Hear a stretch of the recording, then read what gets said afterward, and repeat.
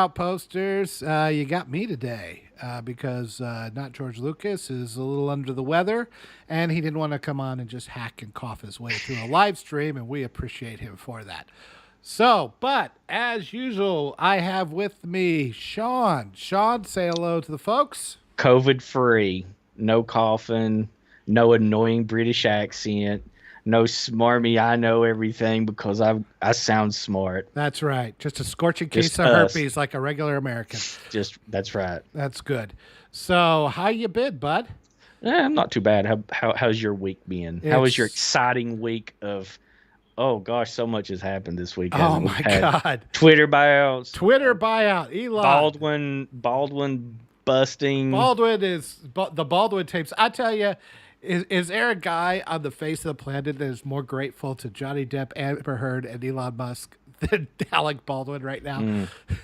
It's almost like he, yeah.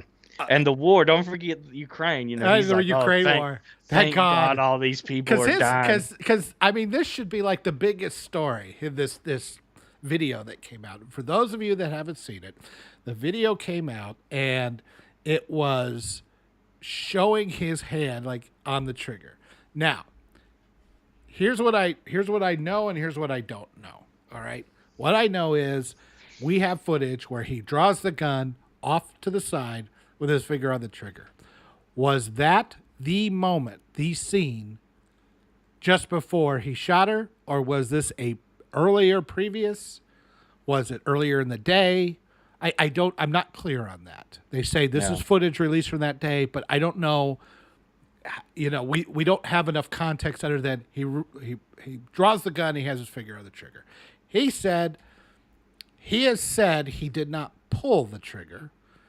And then another guy said his finger was on the outside of the trigger, collaborating Alec's story, which Alec, I believe, has said outside of the interview he did with George Stephanopoulos. All right. So those are the basic facts as I know them. So I'm not trying to, I want to be very careful, I think, with all this, because if we start going down roads where it's like, well, he had his finger on the trigger, therefore, we don't know when that video was. We're not positive on a lot of this kind of stuff. I am not positive of what he's actually said officially and what he said in public and what he said on Twitter. And he's, I think, flipped around stories a lot. And to really give him the benefit of the doubt, I don't know how lucid or I guess consistent I would be in that position if I had accidentally shot somebody and killed them. I don't know. So I'm trying to bring all angles in here. All being said, yeah, the video footage of him, he pulls it out, and then you had it on the news. You can see it; it's as plain as day. So even if that wasn't the footage, maybe that was a rehearsal 2 or 3 times before they, the fatal one. It shows that he was in the habit of having his finger on the trigger. Guns won't fire with, the trigger being pulled mostly. It's very rare. That kind of gun especially is not.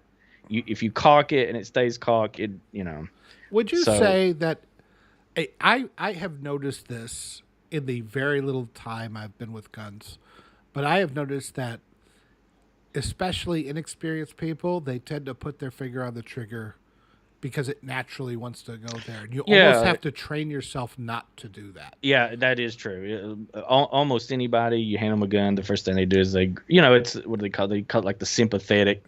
Yeah. Nerve. Well, I mean, the thing is you built, close your built for that position. Yeah, your hand is naturally going to be in that position. Yeah, and you close your hand. How many people close just 3 or whatever? Right. So sticking one, you're having to stick one finger out. So unless you're playing finger guns, you're going to put your finger on the trigger. It's just going to be natural. Yeah. So for people that don't know, it's very hard. They have to consciously think about. You got to be, you get, and this isn't saying, So this is a gray area here, but you should always be very conscious about it. But there comes a point to where enough times you do it, and that's the idea, right? You train until you unconsciously are competent. But it still always pays to still think about it. So it's very easy for somebody like him to just grab it and have their finger on the trigger, and Because I mean, it's the thing is, I mean, obviously, if you're going to be in a close-up shot like that, you'd want your finger on the trigger. Otherwise, it's going to be one of those, continuity errors that shows up in all the 10 best continuity errors in movie. And he's going to shoot this guy. Doesn't even have his finger on the trigger. I mean, that's the kind of stuff. Obviously, he's going to have his finger on the trigger. Yeah, but there's prop guns that are completely unfunctional that you could have. And unless you're making like a one take where he draws and fires it. I mean, I'm assuming that was the gun that did it. Yeah, but I don't clearly. I mean, if that's from the same, see, yeah, that's where I mean, I could think of a million ways where they gave him different footage, wrong footage. The cops screwed something up. What they released, somebody's leaking something just to leak something and get his 10 minutes of fame in his own way. I don't know. And another thing to keep in mind is like Alec Baldwin can make as many statements as he wants to the press. It's when you go under oath and give your official statement is when you start getting in trouble, right? So he can claim it in public all he wants that no, the gun just went off. But when you go in there privately with your lawyer and it matters, then it's like, maybe. And honestly, I don't. If he just went there and said, "Yeah, man," I mean, the finger had to be on the trigger, but I wasn't the one that loaded it with live ammo. What do you want from me? You know what I mean? It's like, yes, was it a mistake and it was dangerous? These are guns. It was a real gun, but I didn't load it with a live round. I don't know. And now civilly liable, of course, that's a different can of worms. But yeah, who reasonably is going to go like, oh yeah, he went in there with the intent to murder her. You know what I mean? Or oh yeah, they brought live ammo on the set. It's not. I mean, if maybe he did.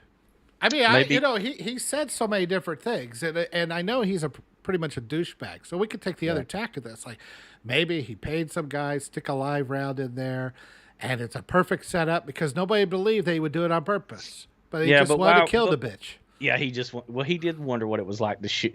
We do have tweets that he is saying, I wonder what it feels like to kill somebody. Exactly. I mean, I doubt it. Again, I have about as much evidence on that as I have that he didn't have his finger on the trigger. The truth is that this video, in my opinion, changes nothing. Yeah, not real. Because it just proves that I need to see the video where he actually shot. Yeah. I want to see the only thing to me it proves is that he showed, he was pulling the gun with his finger on the trigger. So any claims that, I think it backs up that it's more likely that he did pull the gun with his finger on the trigger and accidentally fired it or I mean, maybe it was fired it on. Maybe it was in poor condition. Maybe it was easy to pull the hammer back. I don't know. Yeah, but they're not, like, the way that works is not, if it failed, there's internal safeties on these things. So if the hammer falls without you intentionally pulling the trigger, a part comes up and will block it from firing. Like the hammer will fall, but a part will block it from hitting the firing pin and initiating the firing sequence. So that is not. That's not possible. I mean, it would be a 1 in a gazillion. You know what I mean? And if it was that bad, the gun wouldn't have worked for any other thing. Yeah. So his story is that he pulled the hammer back and then he let go and it went off. Yeah. So if he possible, it is not with that gun. It is not. So he'd have to have the finger on the trigger and hold the hammer and then let go. You have to depress the trigger. If it slipped, like if he was pulling it back and he had his finger off the trigger. Now you can start to pull one back with your finger off the trigger and the hammer slip and it will go forward. But there's 2 or 3 different safeties that will keep it from firing. Now, that gun especially, that when it was, now if he pulled it back if he was depressing the trigger and pulled the hammer all the way back and let it slip, now that would go off. But again, you have to have your finger pulling the trigger all the way to the rear because that, deactivates these passive safeties. If you already have the hammer pulled back, does the trigger become much easier to pull back?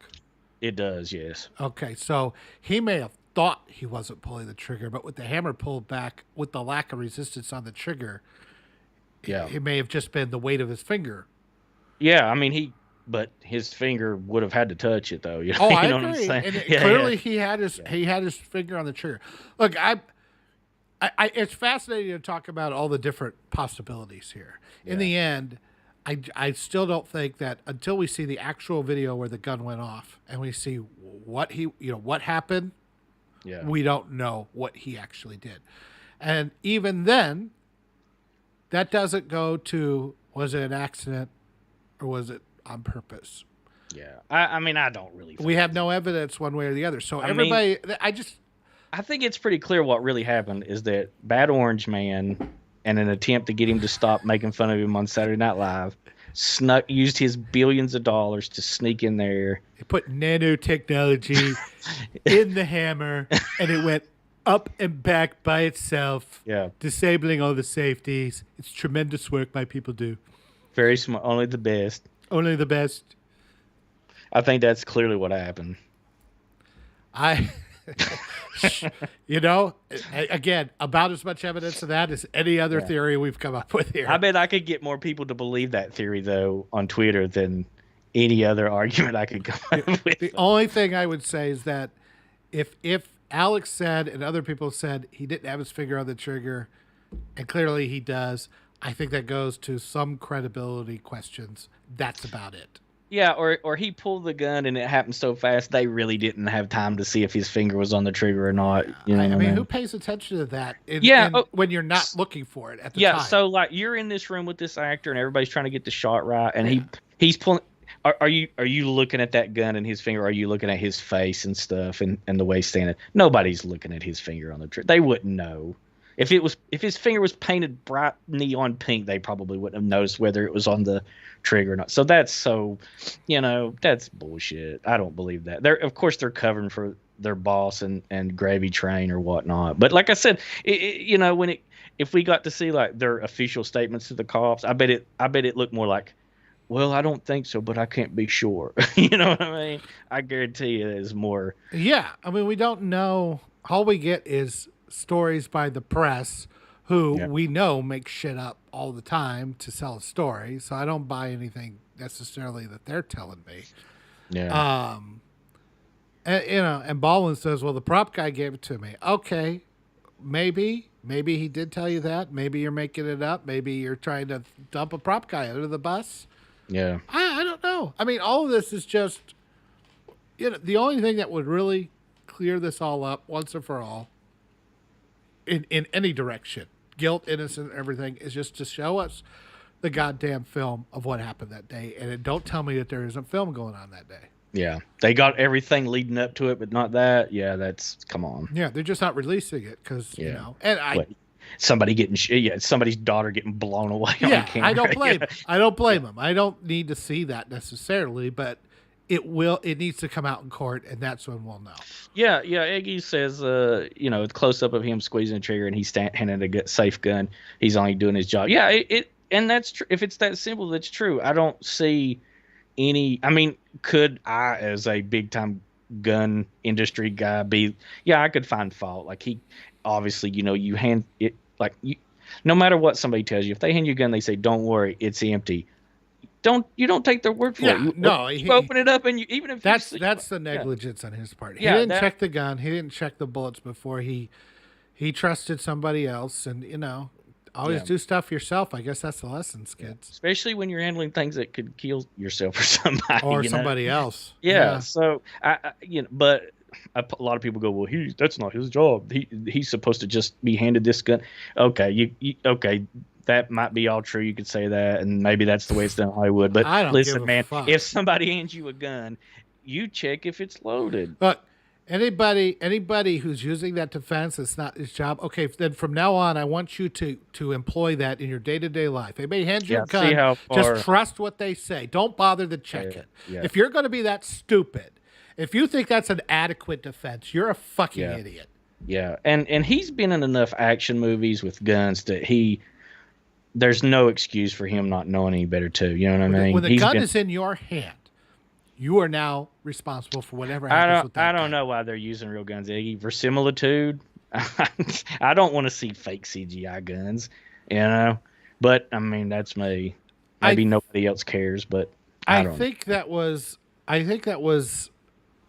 I don't know. I mean, I think they use like guns with blanks in them. Yeah, So there's several different kinds. There's Yeah. Inert guns with inert bullets. There's prop guns that have they have rubber guns a lot of times. Yeah. They don't do nothing. They're just a big block Then of they molded got rubber. like those flash guns, I think they call them. That Yeah. They have like some sort of like flash paper in them that just makes like a muzzle. Muzzle fire. But Because doesn't- that's realistic, you know. Yeah. I've fired guns in the range. I just don't ever remember seeing muzzle fire. Am I crazy? Maybe at night, you know. Like yeah, it depends on the lighting. Yeah, they in show real it life, like in sunlight. Yeah. In real life, you don't. Very rare do you see muzzle blast, like unless it's dark and even at dark, it's not that. You know those. I know they make it look like small missiles are exiting the gun. Yeah. Yeah, like they use those what do they call it, Hollywood cramp blanks, where they put like extra powder in it, and then blank round is basically just like a case without a bullet, and they put like a little bit of wax over the end to keep the powder from falling out.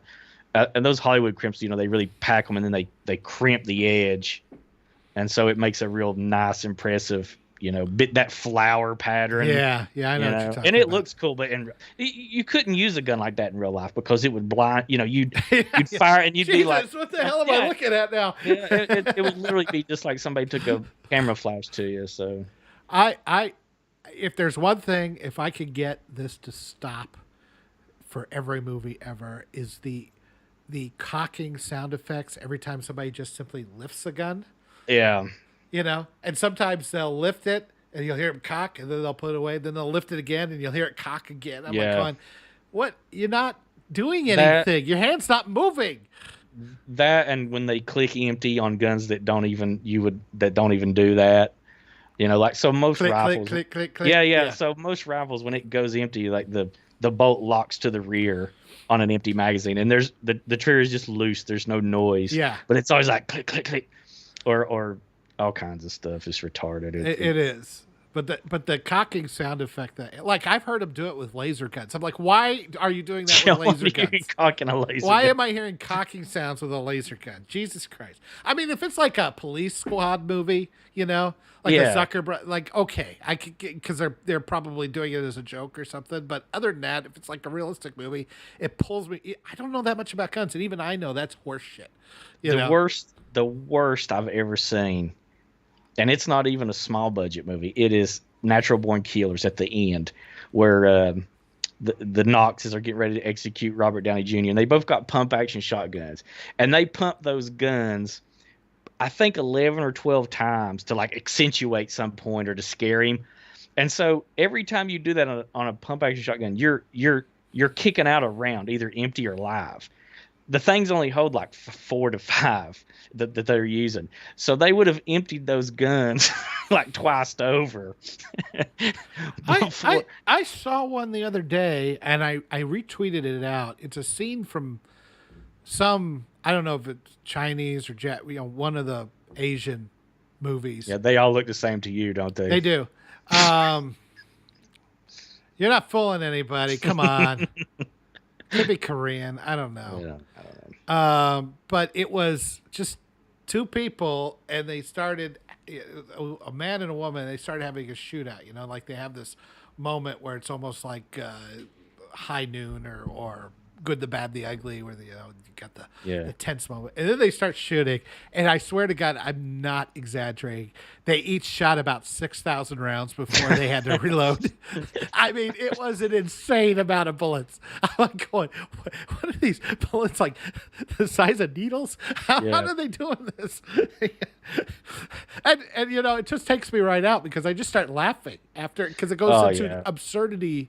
Beyond absurdity, which may have been on purpose. I don't know. Anybody that's ever has used anything on full auto will also gets a chuckle out of Hollywood, because your standard AR-15 or M16 is basically the same thing. 30 rounds.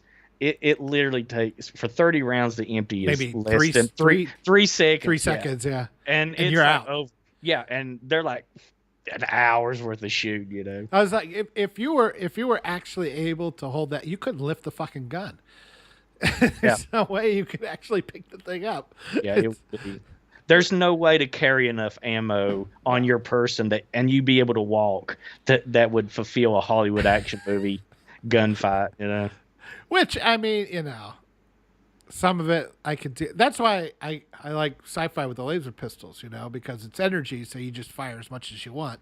You could probably fire a whole lot more because you got some sort of energy cell or something and whatever. But with bullets, there's some physics, volume, all that kind of stuff involved. So the revolvers in Hollywood's always the worst too. You get six shots. That's it. They'll shoot like in Tombstone. Val Kilmer shoots like 20 rounds out of a 6-shooter at the OK Corral. It's like, wow, that's an amazing pistol. He can reload so fast that he's faster at reloading than he is. I know. I had no idea that's how it worked back then. The historical accuracy I know was spot on. Yeah, that movie is deadly accurate. Absolutely. Yes. Still but none of that has anything to do with the entertainment value of any of these movies, though.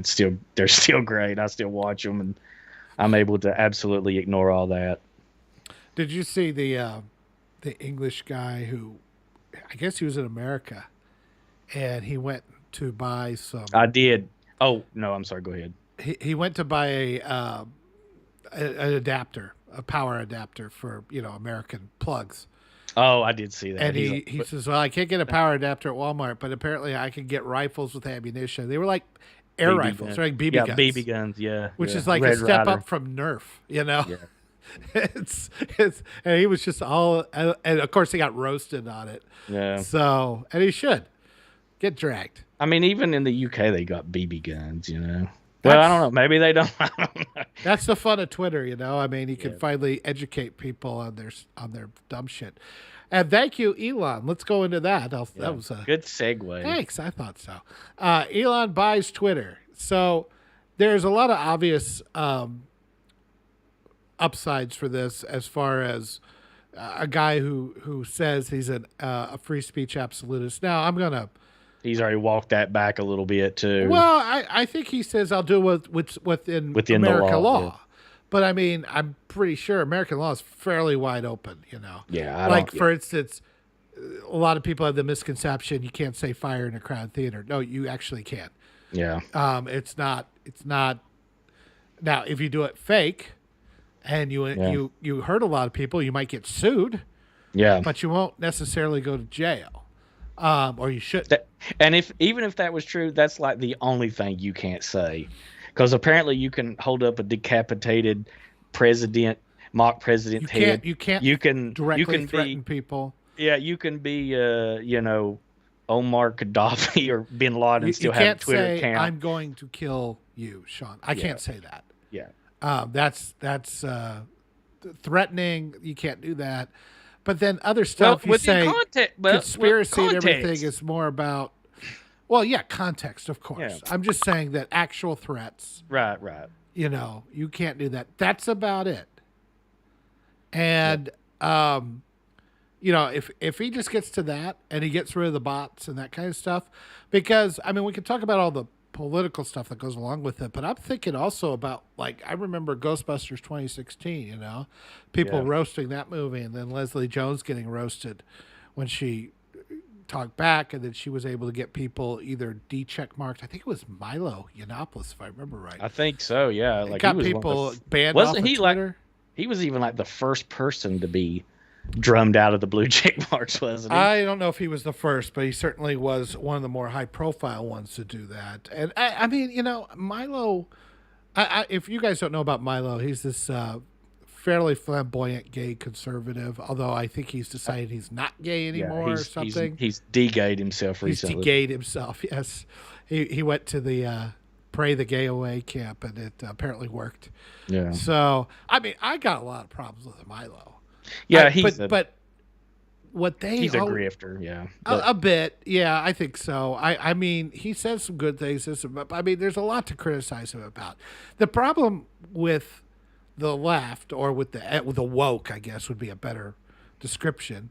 And it was the same with Trump, and it was the same with Elon and everybody else, is that the things they decide to get mad about are things that are always not true. So you make me defend the person because you are saying things that are just demonstrably false. It's like Yeah. if you want to go after Trump because he's, fucks porn stars, okay.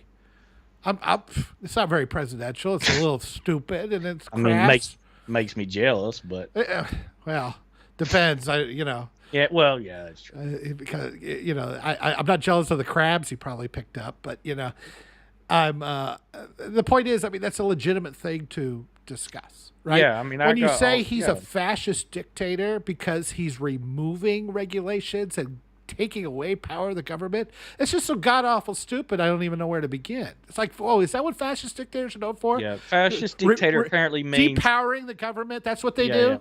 Yeah. Give freedom back. That's a fascist dictator. Okay.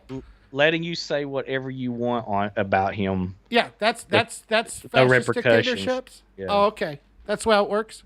I mean, it's just so god awful stupid. It's like, okay, so you're making me defend people.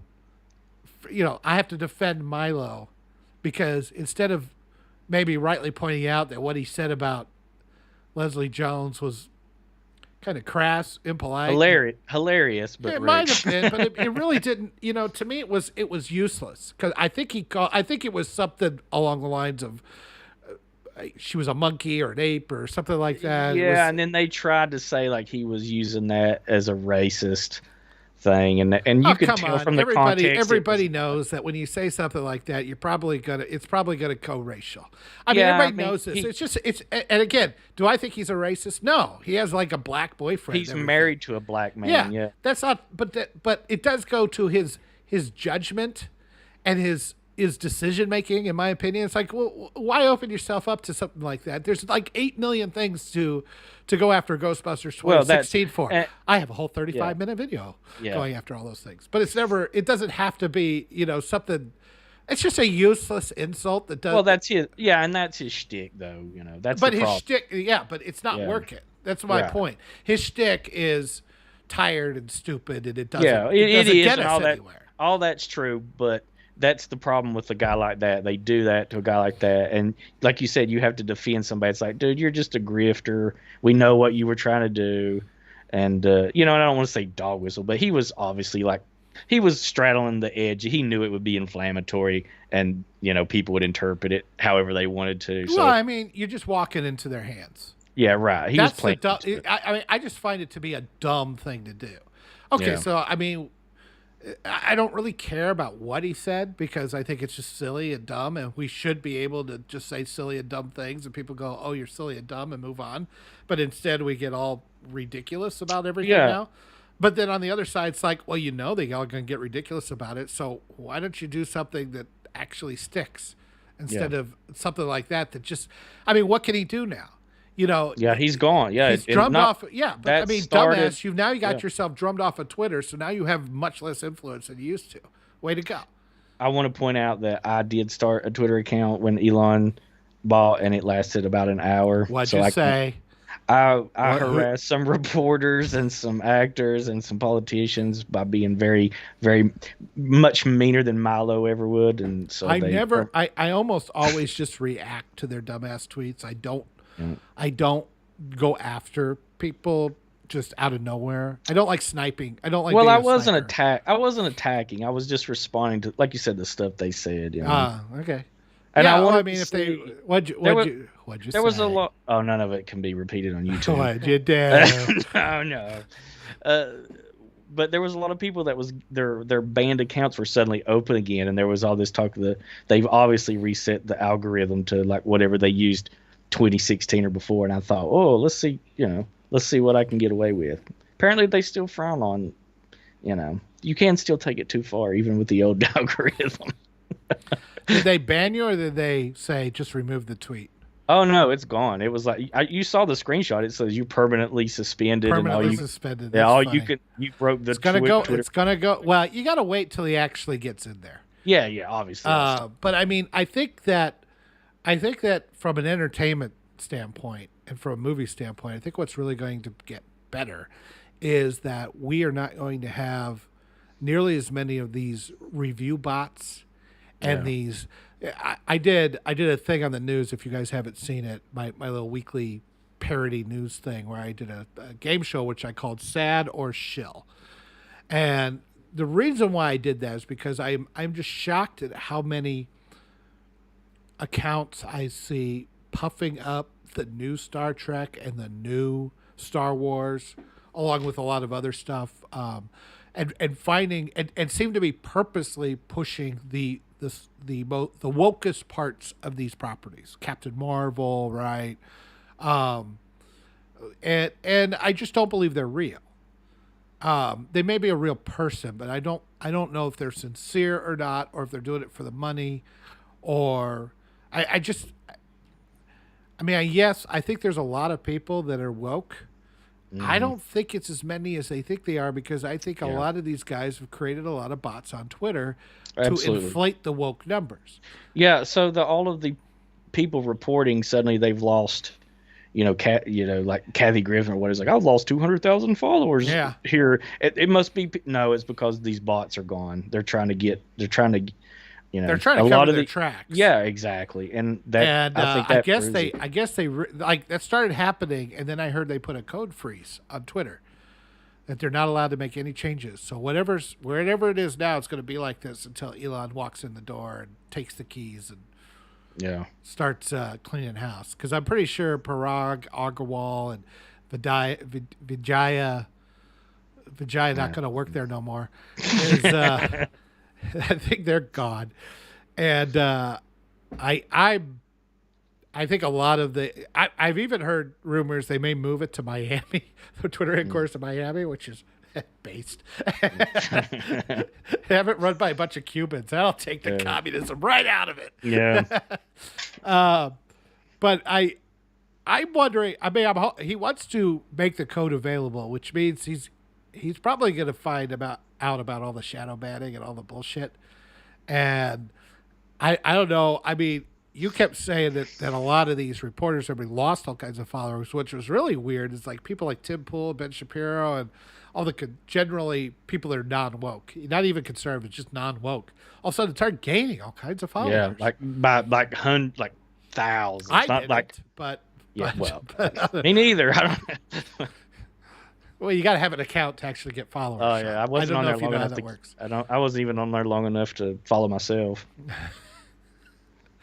But I follow myself in the bathroom at least 3 times a day. But I don't know if that means that they've unshadow banned stuff or turned off something, or does that mean a whole? I don't think that.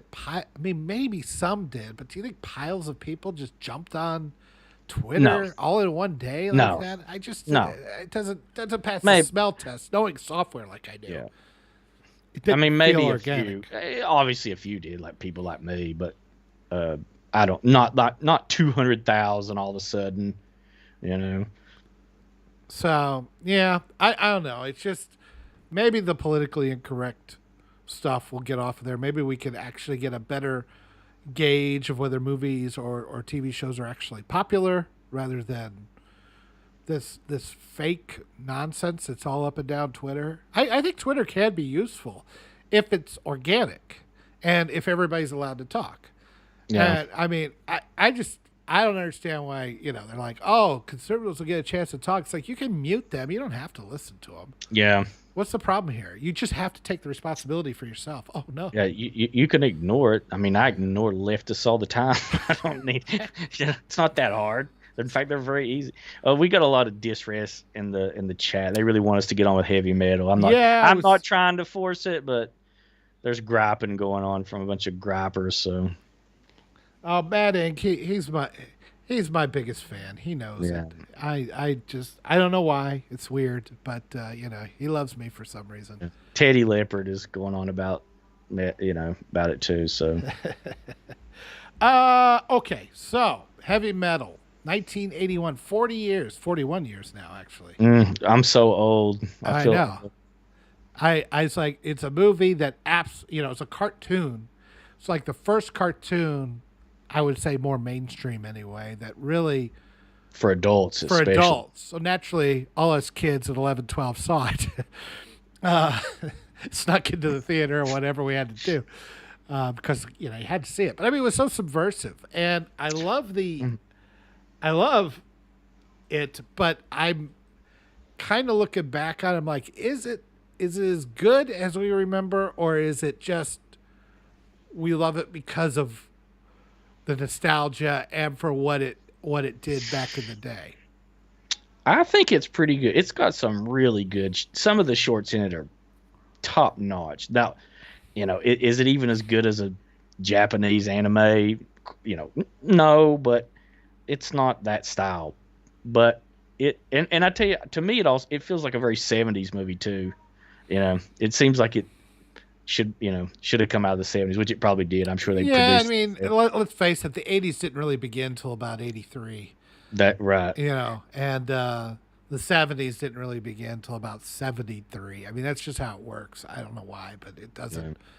Because the 80s really spilled over in about 91, 92. Yeah, I agree with that. So it's a great movie. The Harry Canyon that we both the opening sort of, or the start. Let's start. Oh, We got the yeah. soft landing at the beginning, and that's where you have the space shuttle orbiting Earth, and then the bay doors open, and Astronaut rides a Corvette all the way down. yeah, all the way down. Yeah. Somehow doesn't explode on impact. Yeah. He pulls burn he up. pulls he pulls the chute at like 5 seconds from the ground. Yeah. And then drives it home. It's a good. What's interesting about that? It's clearly they use a real Rotoscope. car. Yeah. It's rotoscoped or whatever you call it. It's rotoscope like crazy, and it's a fun surreal sequence to get through the credits. And speaking of Elon Musk, I have no doubt that inspired him to put a Tesla into orbit. Can you carry this by yourself for just a minute or two here? I got to step away for just a second. Oh, just by I'm myself? sorry. Yeah, go ahead. I'm sorry. No, I'm frightened now. So I like that part pretty good. Let me read some of the comments here, since we got a lot of comments, and I don't mind talking. So, Maddox says the Mandela effect. Our new Baldwin is from the universe where he didn't shoot the chick. Let's see. Eggy want him to why movies use real guns. I think we talked about that. So you guys had a lot of opinions on Alec Baldwin. I think we're all agreed. Alec Baldwin is a piece of shit.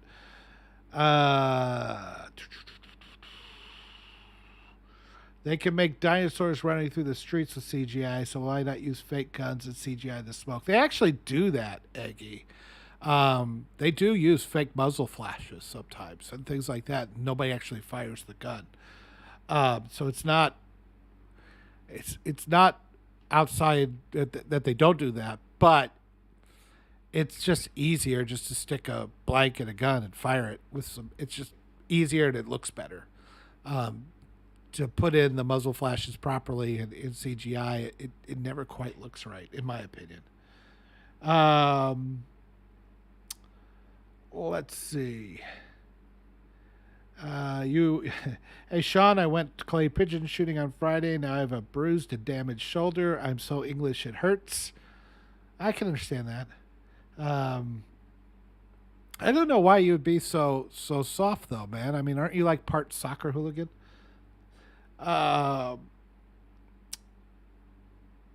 We can deny the Holocaust. You can't. But I know you guys are really binary with scoring movies. I don't know that we're binary. I mean, we at least have a 1 to 10 with it 1 to 5, but divided into 0.5. So that's a 1 to 10. And really, I think it's more important that you describe why you like the movie or why you don't like the movie and the pieces and parts that you like, and try to talk about your opinion. I think giving a number score to a movie is stupid, but we do it anyway. Just to give you a quick, did I like it or didn't I like it? But you really have to read the review or listen to the review, because people have different reasons why they like or dislike movies.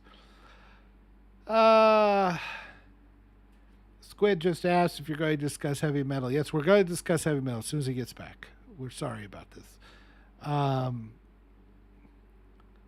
It is actually Omatic has a shrine of Sean. I can understand that.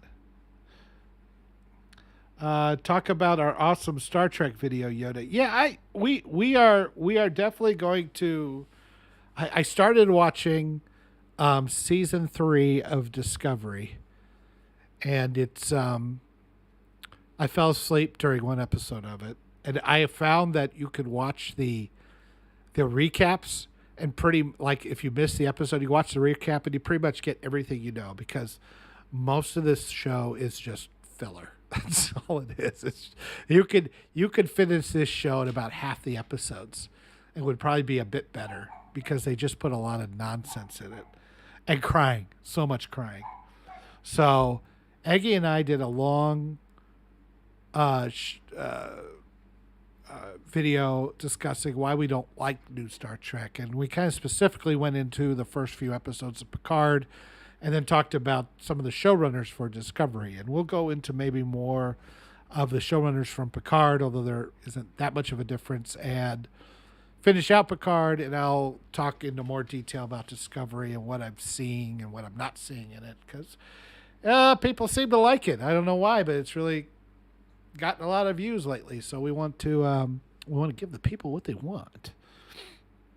I don't think Sean is number oneing. That takes too long or his prostate is shot. I don't think there's any need to choose between the two.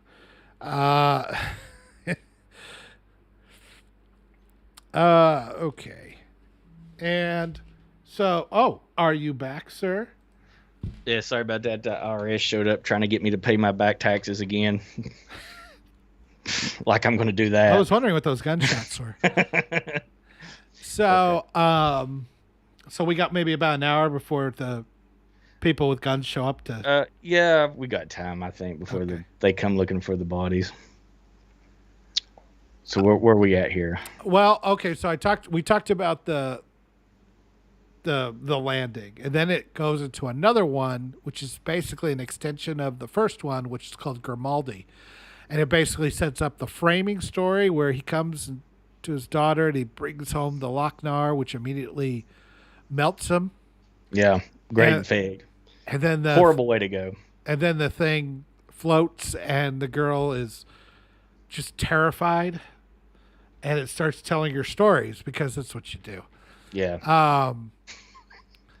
And very weird. Yeah. It's an odd framing thing. Yeah. And well, I don't want to spoil it. So we'll go through Harry Canyon. That's the first one he talks about. So in Harry Canyon, you've got some people that are digging an archaeological site of some sort.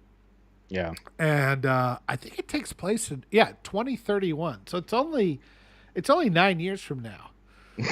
I'm not liking the direction we're going. If that's only 9 years from now. But it's film noir. He's narrating in the background, and he's a cabbie. And if you're thinking that a cabbie in the future, getting pulled into a space adventure sounds familiar, well, you're right. It's called The Fifth Element, and I believe that this had some inspiration for that, although I'm not sure it was totally for that. Yeah. It's clear. Nobody would ever convince me that it doesn't. I know that he read a lot of heavy metal, Luc Besson, and so it's not like it's the exact same story. Yeah, it's right, but it's so they're kissing cousins, as it were. I like that he has the disintegrator ray in the back seat. I think there's Uber drivers now because, boy, I could use one of them. And so the guys are digging up stuff and they find the Lochnar, and one of them melts and they put it in a thing, and then Harry Canyon happens to be driving by the museum and somebody's trying to steal it, and she comes running. Yeah, she runs out to the cab for help. Yeah, and her father gets killed, supposedly.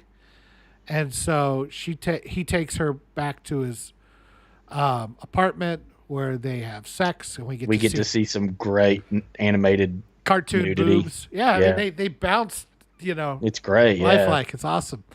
That was when 11-year-old me going, hey, what the fuck is going on now? So, and I was kind of struck by how animated pubic areas are like a big old swatch of carpet that goes way too far. Yeah, it looks like they removed like part of your dog's back hair and put on it. It's like about this big. Thicker than Sasquatch's.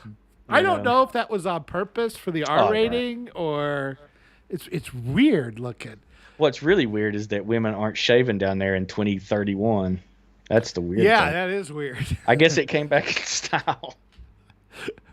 Well, what I saw a meme, maybe you showed it to me, where it showed women in 1970s got a lot of hair, 1980s just a little triangle, 2000s they're completely shaved, 2020s now they got a dick. That was Aggie, I think. Is that Aggie? Yeah. So, how women have changed over the decade. Yeah. But so she takes she works with Harry Canyon to sell the Lochnar to these gangsters. Yeah. And get the money, and they're going to split the money. And she uses his feminine wiles on him. And so they do the trade on a bridge. She gets all the money. The Lochnar kills the gangsters. Yeah. Then she tries to double cross Harry. And it brings back the disintegrator ray, which for some reason doesn't disintegrate the money, but oh well. Yeah. Chekhov's disintegrator. Yeah.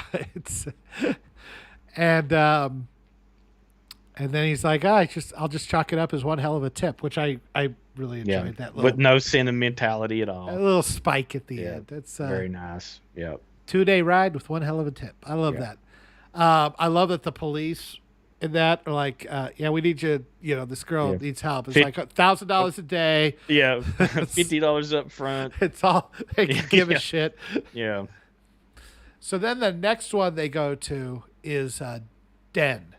Yeah. And Den is... That was a long-running story in Heavy Metal magazine itself. I know it's a popular one, and I'm guessing they've done more. I'm assuming that it's similar to what was going on in the show. Yeah. But John Candy Den is absolutely 100% the dictionary definition of a 14-year-old boy's fantasy.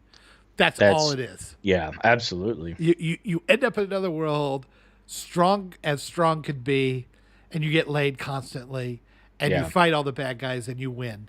And you're basically indestructible. Yeah, and there's a lot of stuff when I watched that. I was like trying to figure out, like, so he ends up at this planet, and he sees this woman who's naked. Why not? Yeah. And she's getting thrown into a pool. It looks like a big giant swimming pool for some sort of sacrifice. She's tied up so she can't swim. To Cthulhu, as it were. Ulatik is who their god is, and it's actually Cthulhu backwards. Right. Little factoid there for you. So, and they're getting sacrificed by all these guys and another woman who's naked under a robe for reasons. Yeah. And so Den dives in the pool, and for some reason his first instinct is to go deeper because there might be a tunnel under there. Yeah. I don't know how he knew that or Turns why. out, luckily there was. And I'm like going, how did he know? Because if it was me, I'd be just like, get her to the surface, right? It's your first instinct. But he goes deeper and carries her all the way through this tunnel, which goes on forever. He's like, man, my body sure is holding up. It's like, are you sure hers is? Yeah.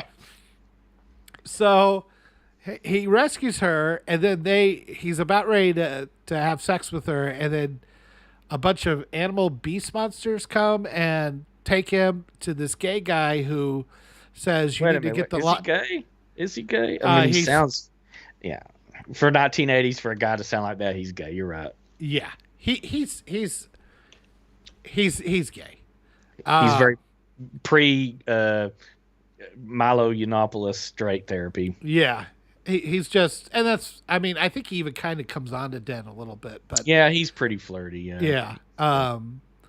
Which I mean, to be honest with you, it's kind of fun, because Yeah, it's it's like great because he's got it that just gives that smug. extra layer of texture to Yeah, the whole thing. yeah.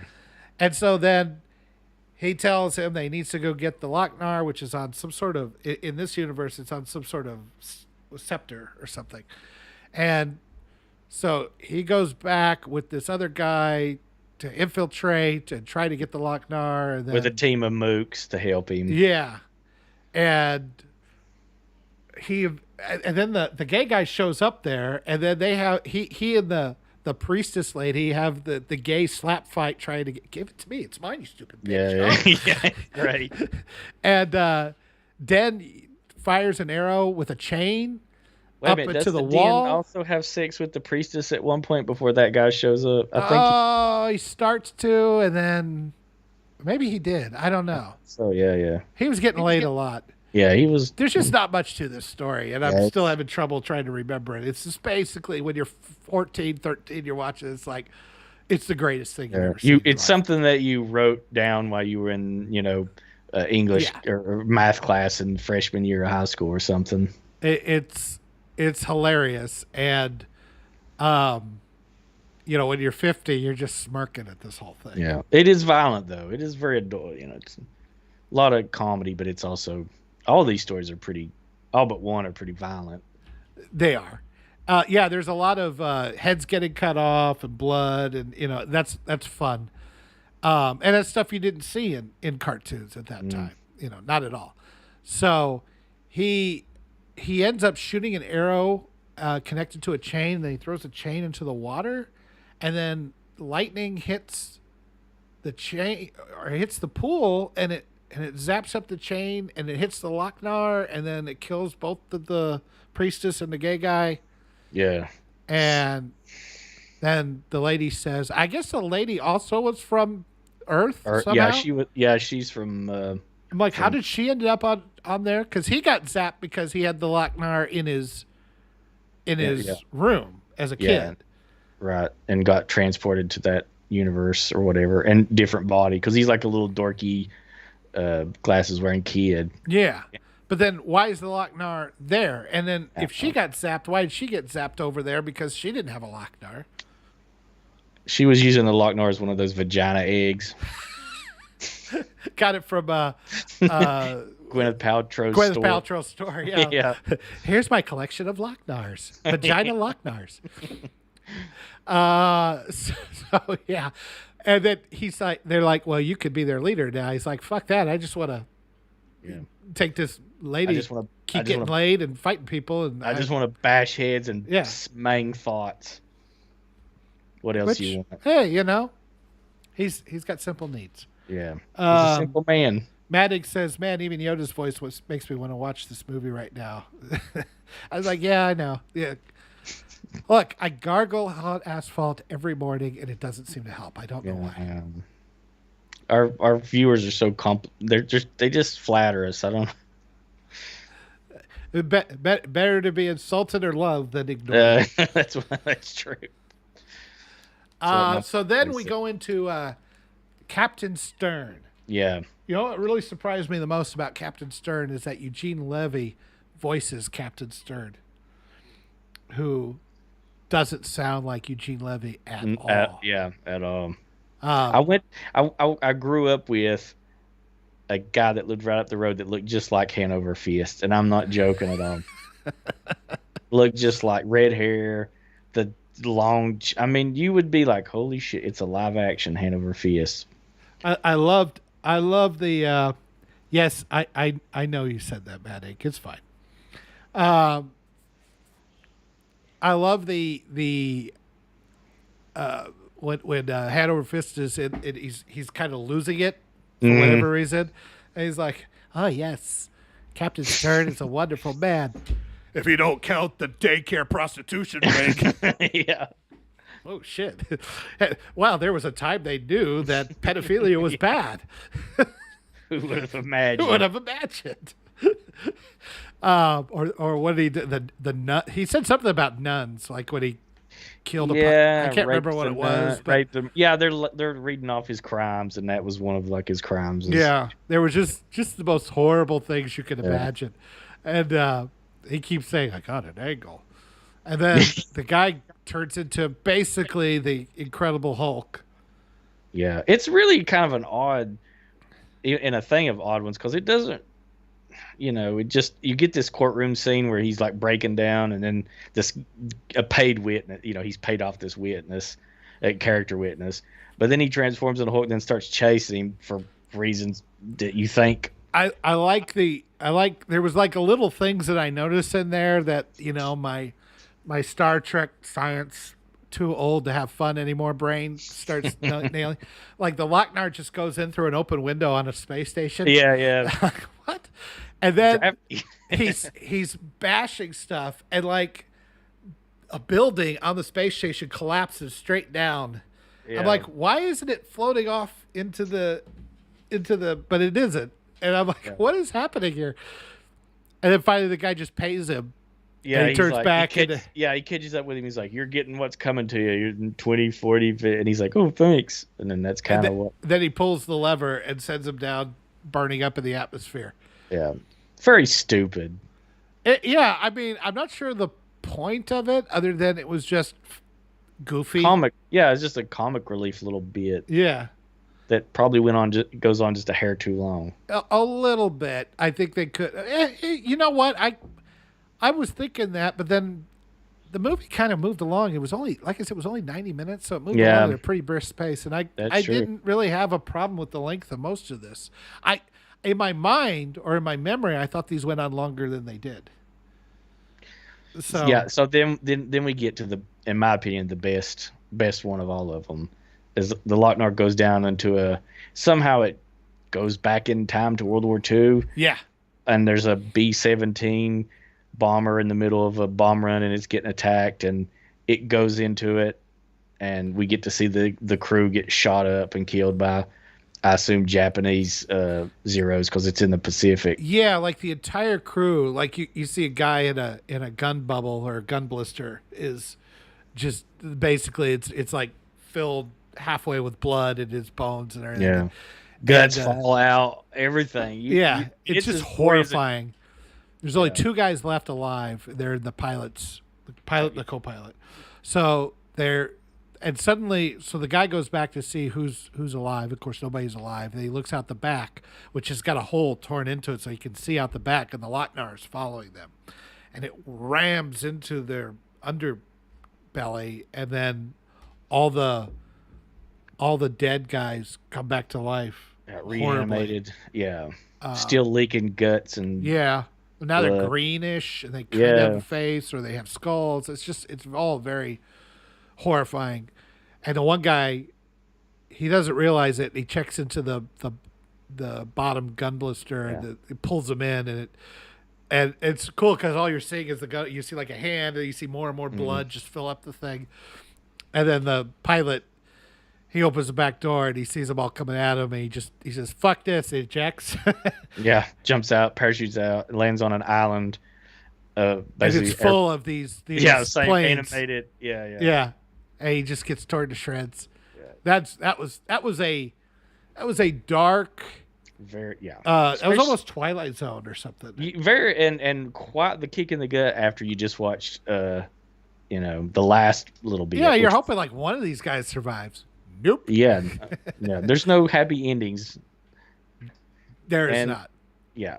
And then that takes us into the last one, doesn't it? Nope, we got one more. Oh, no. That's right. So beautiful, so dangerous. And this one is odd because I like it, but it doesn't it can't seem to decide what its storyline is or what its point is. Initially, it's like, okay, there's a doctor coming into the Pentagon to talk about the problems that they're having with recent UFO sightings. UFO sightings and everything. And then you think that's what it's all about. And then the doctor turns out to be an android who immediately tries to rape the pretty secretary. That's he just flips out. He gets his first android boner, and he goes nuts. And then giant ship, which I call the giant happy face ball, because it looks like it's got a big grin smiley, on it. yeah, the giant smiley face. Yeah, the giant smiley face ball. It puts a pipe right through the top of the Pentagon and vacuums up both the woman and the android. And there's a robot and two hippie aliens. Yeah. Zeke and Edsel. And then John Candy is just named Robot. So, hold on a second. I hate it when they sneak up on you like that. Yeah. So we got John Candy just immediately gets a hard on, because the robot, of course, would get the hard on for the woman. Yeah. And she comes. They go through all these tubes. It's like Futurama tubes. Mm-hmm. And the robot just hits, and it's just completely dismantled and destroyed. The doctor android, yeah. Yeah, but the girl, she's fine, but her clothes are all torn off. And then in the next scene, the tears and the rips are all gone, and she's fine. I don't know how that happened. She just, it's like those movies, where the guy's face is all messed up, and then in the next scene he just does this, is all his makeup and everything's perfect. Yeah.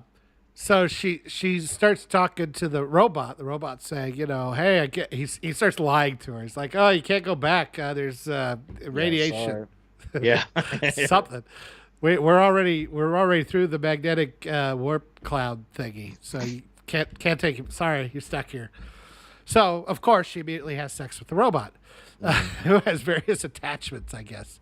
Yeah. And then the robot falls in love with her and wants to get married. They have this big argument. Finally, she just says, okay, you have to convert to Judaism, and are you circumcised? Yeah. Or something along those lines.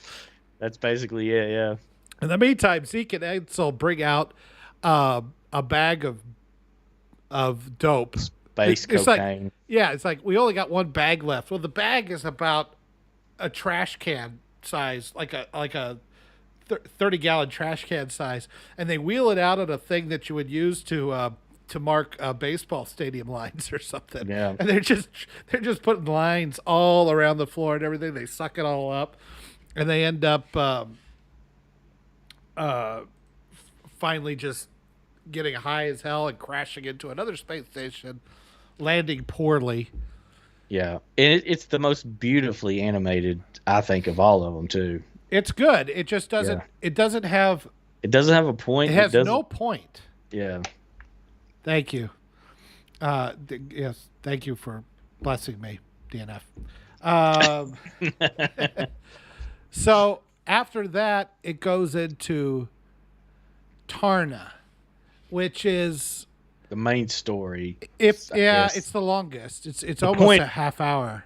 Yeah, the point of the movie, I guess. Anyway, to me, it's actually the weakest of all of them. I agree. I usually, when I'm rewatching it, I turn it off at that point. I quit caring. It's because okay.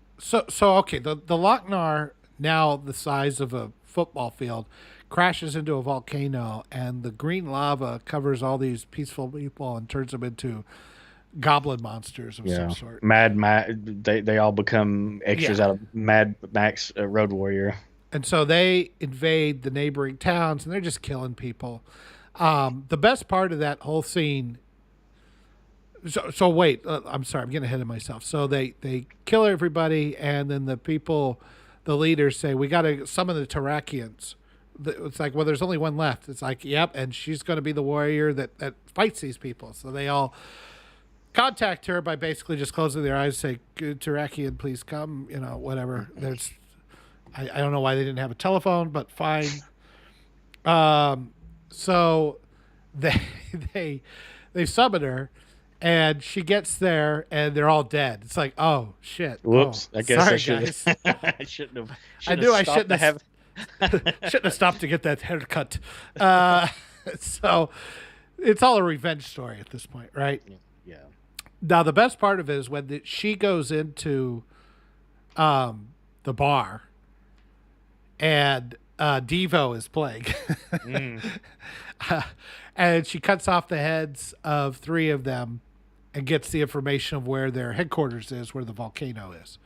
Oh, and I could say that I know women are always irritated when they show women warriors with like nothing on to protect them. I say they have a point in this one. Yeah. she's wearing a tiny bikini, some cloth. It's not even male. It's just cloth. But she has on a thing on her arm, and she has things on her legs, her lower legs, like look like metal. But the rest of her is completely effing exposed. It's all the places you would take a mortal wound at. Yeah. I'm like, this is their warriors. No wonder there's only one left. Yeah, that's a wonder if they're extinct. And she flies this bird, which I kind of like. It's kind of this weird reptile bird that's friendly to her. I don't know what it is, but she gets captured, and then they strip all her clothes off because, of course. Why wouldn't you? Yeah. She's naked in that at least as much as she's not naked in this particular episode. And then she's supposed to fight some guys or something, and they toss back her stuff, so she puts it all back on. And then her bird is able to get away. Thank God. That's how she's able to get away. And then she turns into energy with her sword and stabs the Lochnar. She kamikazes into the Lochnar. Now, then they switch back to the framing device, and the Lochnar begins to explode, and she gets out of the house, and they explode the house, and they don't even bother to try to rotoscope it. They just throw a green film over the lens. Yeah. And then she becomes a reincarnated Taarna, new Terrakian. And her hair turns gray like the... Yeah, and the bird appears and becomes her new steed, and she becomes the new Terrakian warrior. Now, I don't understand if the Lochnar is telling these stories, which is how it's framed, that did the story happen at the same time he was telling it? Does there's like multiple Lochnars all over the place, and he was telling the story as it happened and didn't realize that he was going to get fucked in that other world that would fuck him over here? I'm trying to find out why would you tell a story that would end in you exploding? That's what I don't understand. Yeah. It's like, maybe that's a bad story to tell. Don't tell that one. Yeah. But that's just what I was seeing. I just, like, if I saw this today and never seen it before, I don't know that I would have the same. Yeah, for sure. And I think the proof of that is Heavy Metal 2000, because Heavy Metal 2000 is basically just that last episode expanded out a bit, and it's not. I don't think it's that terrible. It's nothing. It's just it's trying to be something that came before, but the something that came before, I don't know that it was. Its strength is that it's an anthology, and none of the stories hang around long enough to really. Yeah, you don't think. Yeah, they don't give you time to really think about them. If you're sitting in the movie theater and you're like, "Man, the music's cool, and this is so cool." It's the so soundtrack. It's nudity and cartoons. My parents, if they only knew. If they only knew, yeah. I mean, that's the feelings that heavy metal evokes for me, is that subversive moment. Yeah. It's hard to have those subversive moments anymore. Thanks to the internet. Yeah. I mean, what the hell is barred from you anymore? I mean, I'll say, oh, how easy is it to get porn? And it's like, yeah, it's kind of the problem, isn't it? It's like, where's the little bit of danger, the sneakiness, or the feeling that nobody cares anymore. And if you don't have that, then what do you? I mean, you can go watch a Mexican cartel guy chainsaw another man's head off, like a little nudity in a cartoon. There's nothing there. And back then, everybody says, "Oh, everything was a lot more repressive back then." It's like, yeah, but that's what made these kinds of movies so much more fun. Right. But if you just take the movie on its merits, is it really that good? I'd have to say it's okay. It's better than 2000 because 2000 showed that you can't take one of these vignettes unless you have a really good story and spread it out into an entire movie and expect it to work. Yeah. Now, as I understand it, they were wanting to do a reboot, like a third movie, back in 2011. And it was going to be an anthology again. and it kept going back and forth in development hell, and finally it morphed into Love, Death, and Robots. No kidding. I Which did not know that. I didn't know that either, but Love, Death, and Robots is, if nothing else, a spiritual successor to heavy metal. I have not seen that yet, so I did not. That I would have been probably more curious to have seen it if I'd known that about that. It's got some good stories. There's one really, really good story that is, I would actually say, pretty disquieting. Go beat the shit out of your dog again.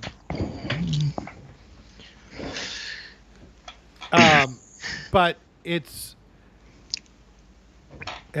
do something about the Terminators. The dogs are going crazy. Yeah, that's the rest of the RS squad. Well done, Matt Inc. Well done. That was a good one.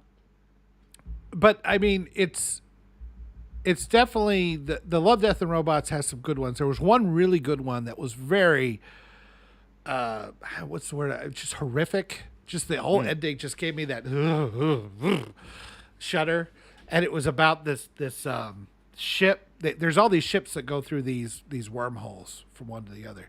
Every once in a while, a ship gets lost, and this was one of them that got lost. And they thought they were in a far off part of the galaxy, so far away they couldn't get back, and they were making a new home.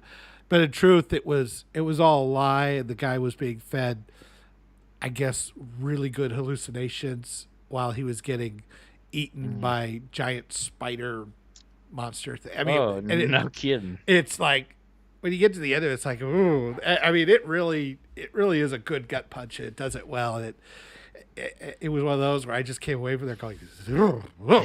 That's pretty horrific, yeah. So, there's some of it is not that great. There's one weird one that I was like there's this artist who has done these amazing pieces of art, and everybody thinks he's the most amazing artist ever. And he wants to do his final work of art. He's getting interviewed by somebody who's going to finally show him his final piece of art. And it turns out he's a robot that has evolved over hundreds of years. And he just wants to go back to being the robot that he was, which was nothing more than a pool cleaner. Like a toaster or something. It was a pool cleaner. He just got back in the pool and started cleaning the pool again. He's like, this is best. You know, all the evolution and everything, it's just best being a pool cleaner. Like, wow. Okay. And the moral is ignorance really is bliss. I guess so. So there's a lot of surreal stuff, and then there's some comedic ones that are pretty good. There's one where it's like, okay, if you're going to go back in time, you want to kill Hitler. And then they go through all these scenarios, and they're just, all of them are pretty hilarious. Why would you want to kill Hitler? I don't know. That's a weird premise. I don't understand. I don't understand. The views of Sean do not necessarily reflect the views of Last Movie Outpost or its contributors. Please don't sue us. So yeah, I mean, I like Love, Death, and Robots. I guess there's a season 3 coming out. It's hit or miss. I mean, some of them are great, some of them are really good, some of them not so good. This was a Netflix thing, wasn't it? Yeah. Okay. I don't know if they did it or if it was just they bought it, you know. Yeah, but I mean, it was shown on Netflix. Netflix, you greenlit, you know. Yeah. Hello, welcome to Netflix. Your project's been approved. I don't know how much longer Netflix is going to be able to survive. Oh, I know, man. There's some weird stuff been happening lately. I think a lot of this stuff's kind of. I mean, they always, they always say go woke or get go woke, get broke. Yeah, and then I've heard some artists like, no, that's not really true at all. Look, but anymore, I'm like, I don't know. I think we're finally starting to see that start to, you can only fudge the numbers so much. When Disney finally releases its Disney Plus subscribers. And sees how many they've lost this year, they're going to have to release that. Yeah. And I've heard all kinds of numbers, but I've heard up to 2 million Disney Plus subscribers have dumped their accounts. I know I have. And that's going to be a sure sign of the get woke, don't broke. Yeah, go broke. For sure. Because people, you can't say that Disney Plus itself is the problem, although there are some dumb stuff on there. There's nothing on there that really rises to the level of getting people angry. Right. But the whole thing that they did with supporting Florida. or going against the Florida Man. bill, Florida man bad. yeah, they got. I mean, don't get in the way of parents knowing what's going on with their kids. Yeah, I mean, it really just comes down to Yeah. that. And that's the side people came down on. And when Disney was against that, people stopped sending them money. Even liberals, polled, agreed with that Florida law. Yeah. So they went so far. They really pushed it too far. So streaming and all this is going to undergo some massive changes. And if YouTube was smart, they'd start embracing more. See, they've been wanting to suck the corporate dick forever. Mm-hmm. That's why they put they CNN tried. or Fox or They had such a good start too. Like they come out with the Karate Kid thing, and it looked like they were going to start, and then they just like, no, we're done with it. We're gonna kiss CNN because they cannot. Even that, I mean, Karate Kid was good, but really, other than that, what's the other show that they had that was? Yeah, I don't Can know. you even name one? No, I just thought that would be like that they would develop other stuff, but apparently to me, they fell into that one. They just got lucky with that one because they had a known property and they had people who understood how to make that work. And that could have been on any streaming service. Yeah, that's true. And they ended up losing it because they didn't know how to do this. Their bread and butter is like you and me. Yeah. That's their bread and butter, is to encourage these more authentic streaming people that are talking about things from their heart, the passion.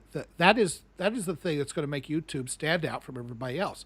And instead of encouraging that, they are going after the dying legacy media. Yeah. Be it, movies or they prop up the corporate channels from CNN to even Fox News. It doesn't matter. Anything that's really corporate, and not even the news stuff. I mean, it could be the music stuff or all this is all leftover stuff from the 20th century, quite frankly, and they should be encouraging and helping the small creators and getting them to be big, because that's what's different, new, subversive, and weird. And they're not. They're tolerating us.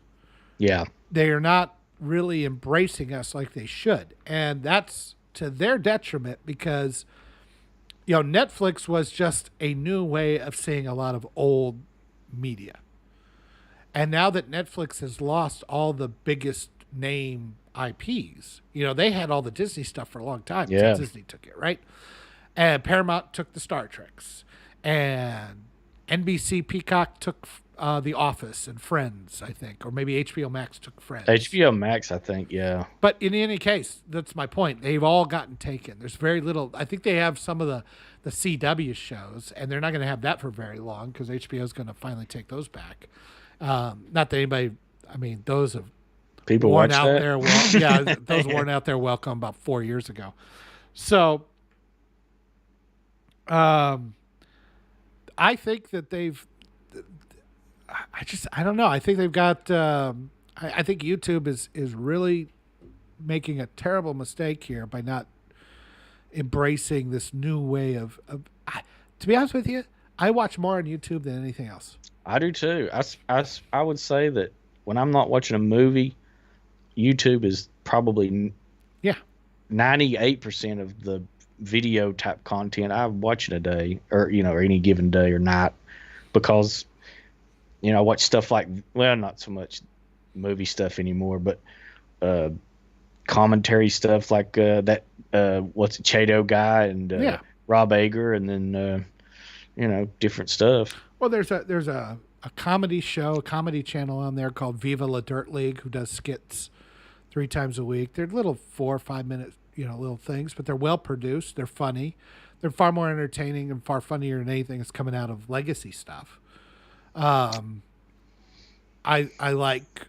there's these guys that are doing these weird little CGI cartoons. There's this one where the guy does nothing but Pac-Man running through these different rooms like a game, and all the rooms it's silly and it's entertaining, and I like it.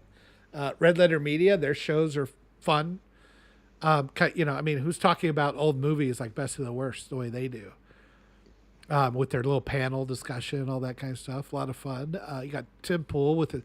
Yeah, I love his long form discussions where he gets people in the studio. He won't do them over Skype or Zoom. Yeah. He gets people in the studio and they talk face to face, and they just have a 2 hour discussion delving into issues or topics of the day. And it's, if I watch a Tucker Carlson or something like that, just these little 5-minute segments where they just talk about something in such a cursory soundbite way that you just, I can't take it anymore. Yeah. And I like Tucker Carlson, but I can't watch the shows anymore. Yeah, I don't watch it anymore. Yeah, I'm saying I like him personally, and he does some good stuff. But like you, I can't. I mean, Fox is doing it right with their streaming because they're doing more long form discussions and things like that. They're doing stuff, the documentaries. Do you subscribe to that? Do you subscribe? I don't. I would never pay for that, but I wouldn't either. But I mean, it seems like they are positioning it with the understanding that cable and satellite is going away. Yeah. The idea of, I keep thinking back to, it's kind of funny. I know you're going to roll your eyes at this, but there's an old Star Trek The Next Generation episode where they find 3 people that were in cryogenic stasis from the 20th century. Mm-hmm. And they were in space because that's where you put people who are frozen, right? Of course. It's much easier to get them out of space than, in that room over there. It's the safest place that you can possibly I can't imagine why not. So they unfreeze them, and the one guy, he was like a country music singer or something. It was really cornball. They were caricatures except for the woman who was like just a nice lady whose husband just couldn't deal with the fact that she died. But the country music guy is like, well, what's on the boob tube? And Dave's like, oh, you mean television? I'm sorry, but that form of entertainment died out in the early 21st century. Now, 1987, I'm thinking, come on. Television is good. People are going to want to watch stuff. But now as we get closer and closer, I'm beginning to realize television as we know it, or as we knew it for 60, 70 years, is going away. For sure. I mean, only boomers really watch it. I'm Gen X. You would think, because I grew up with television, but I just don't watch live TV anymore. I don't either, man. And I was there, like you, Gen X, sitting in front of the giant 4-mile TV, one channel at a time for that. No, go back. You remember, you turn it on and you wait like 4 days for the actual picture to come on the tube.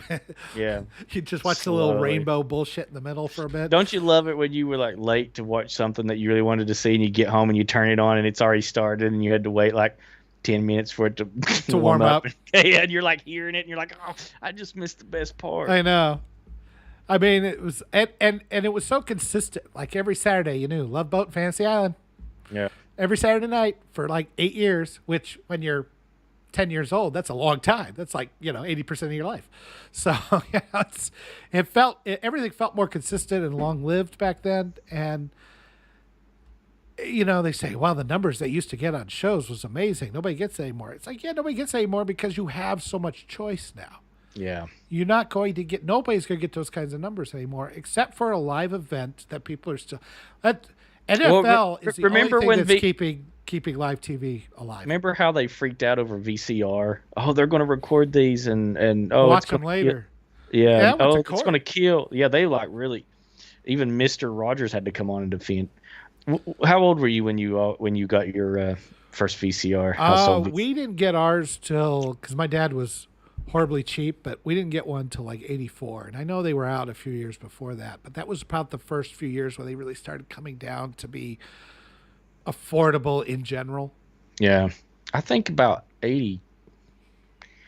I'd say about 84, 85, same with us. We had the VCR that had, yes, it did have a digital readout, and it was cable ready, which meant that you could program the 13 channels to one of the 50 channels that came in through your cable if you didn't have a box. But you had to pick the top 13 channels that you wanted if you wanted to use the VCR to record channels. So, we didn't even get 13 channels even when we got the first VCR. I think we only got like 4 channels. Well, if you're getting it over the air, you would only get the 4 channels, right? Well, we didn't have. But if you had cable, like even our cable only had like 27 or 28 channels. It was nothing, and most of it was crap. And then we had a corded remote, with a 25-foot cord strewn, with a little headphone jack to stick in there for the remote.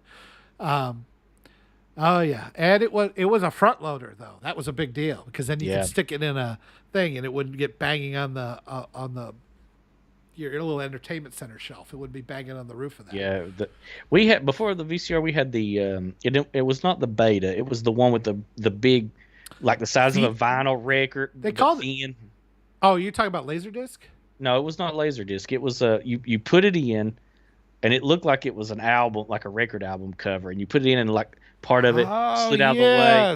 I cannot remember the name of it for nothing. A guy. So again, one of my YouTube channels is called Technology Connections, and he goes through all these, like a lot of history of a lot of old stuff, and he did talk about that. It was a disc player of some sort, but it was like they were an analog disc. Yeah, they were big. They were like this big. It was really weird. It didn't last very long. You had to take it out and flip it over about halfway through any movie. Yeah. Laserdisc was the same way because the Laserdisc was essentially a CD that was 12 inches wide instead of 4. I never did have a Laserdisc. I didn't either. It was expensive back then. Yeah, I mean, it wasn't like it was. I mean, DVD was the first one that actually did a enhanced definition, 720 by 480p or whatever the width was, I think. But high definition didn't come until you had 720 lines. And DVD couldn't do that. We had to get up to Blu-ray and then enhance it. Now, everything you just buy it digitally or you download it digitally through absolutely 100% legal means. Of course. And which is what I do. I store it all on a server because I like the what's that shit? I like the ease of use. Okay, I like the convenience. Being lazy is what you mean to say. I'm a very lazy man. I like being able to watch on my phone, watch it when I'm not here, not there. Just for context, listeners and watchers should know that I sent Yoda a screenshot of a screener link and password, and he complained at me that he had to retype it into his search bar himself instead of just clicking on a link. Yeah, well, what am I, goddamn caveman? Why are you taking a picture of it? Just copy and paste the link. Jesus Christ. Who does that? It was on Instagram. Who's right here, okay? If you're going to give a link, why don't you just copy and paste the link? You take a screenshot of it and then paste the screenshot. Who the fuck does that? I have a very good reason for why I did that.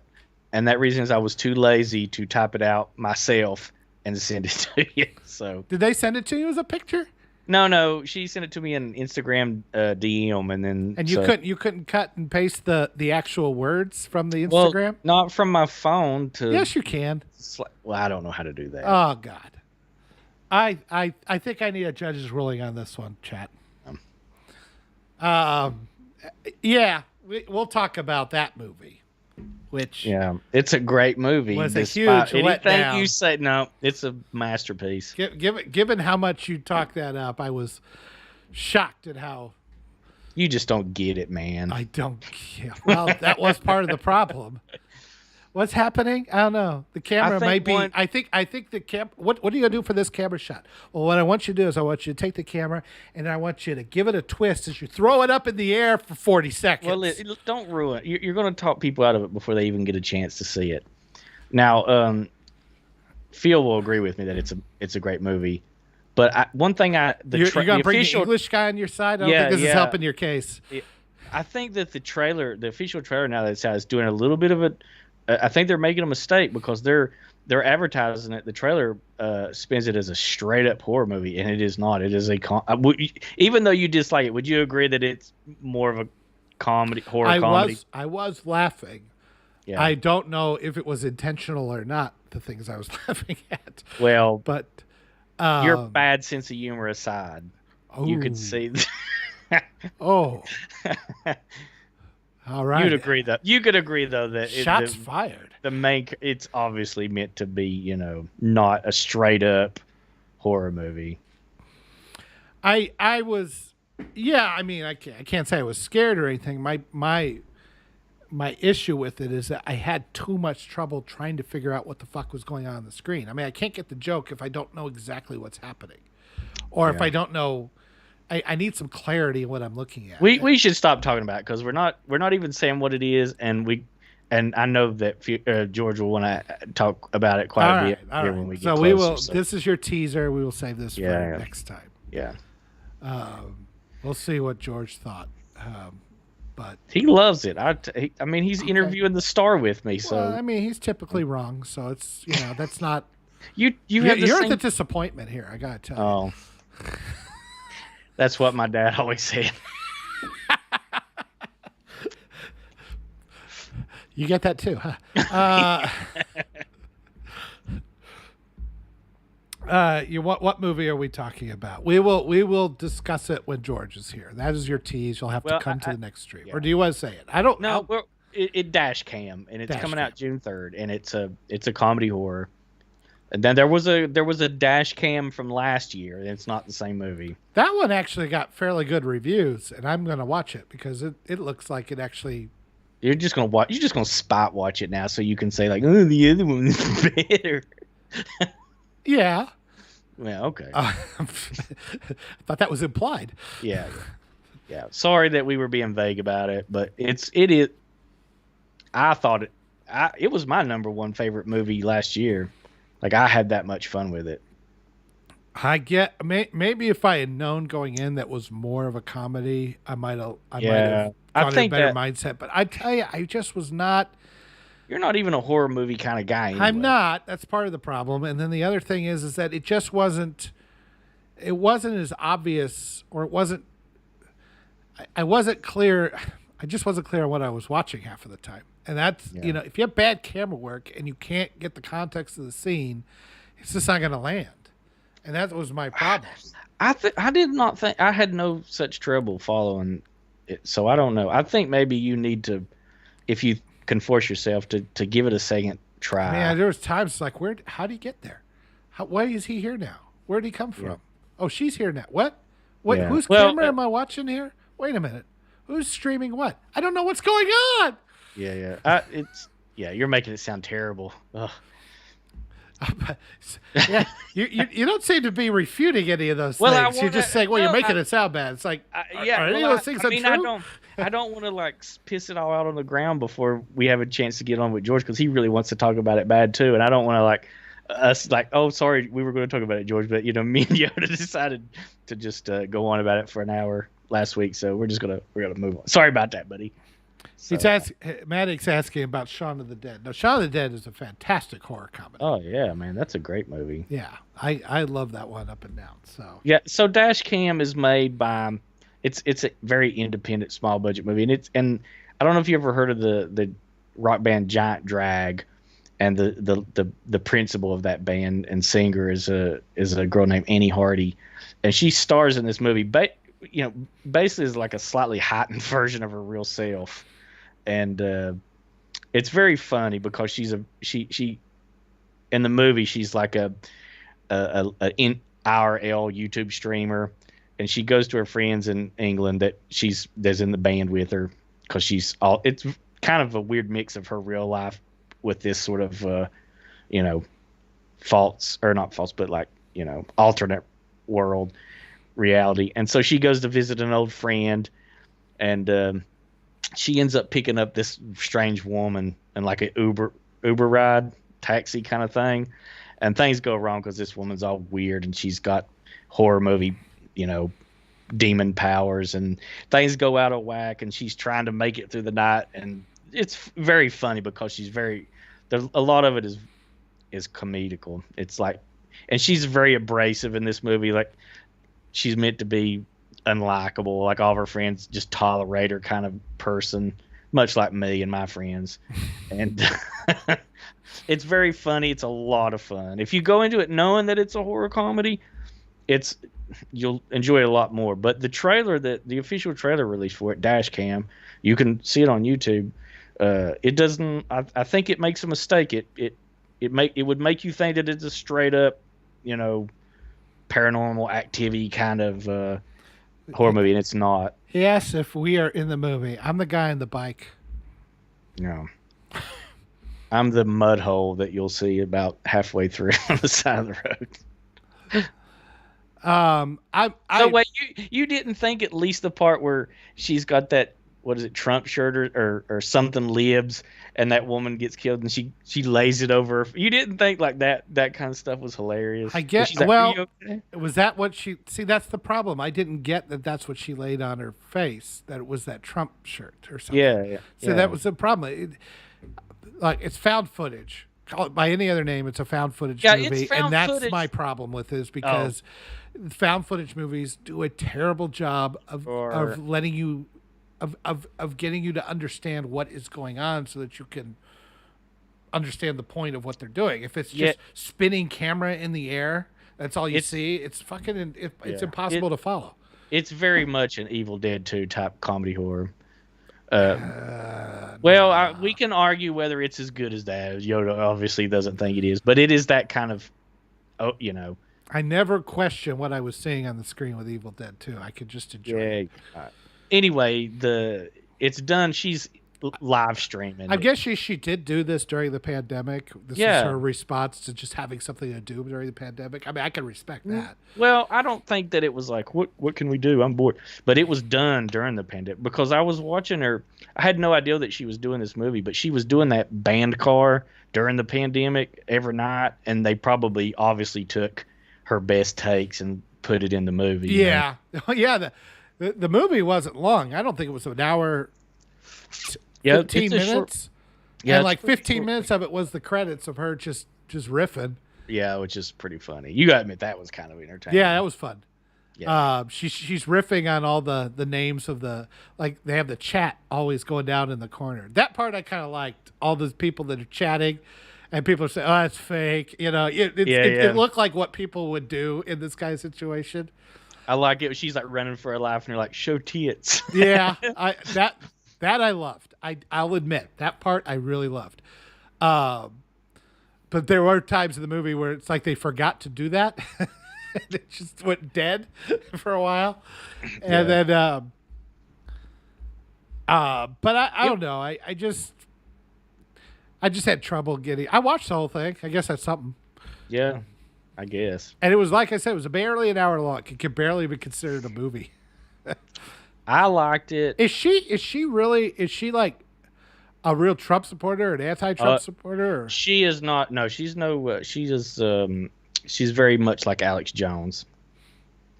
She's not an overt Trump supporter that I can tell. She's not woke then. Oh God, no. She is about as far from. No, she's like us, but she's more close. I couldn't see. That was my other problem. It's like, is she trying to make fun of Trump people, or is she on the side? No. And it could have gone either way for me. And that was my problem. It's like, I can't tell exactly what she's trying to, whether this is satire, whether she's actually meaning these things. No, she is just like that you see her on there, as far as like her, the way she, I guess you could call it politics, it's probably just her +2. It just amped up a little. Probably a little bit more played up that she's like, oh, I'm a big Trump supporter. But no, if you watch her stuff and follow her and stuff, she is, like she's on there and ranting about Fauci and, all this kind of stuff. And I honestly could have taken it either way, as a caricature of a Trump supporter or an actual... Right.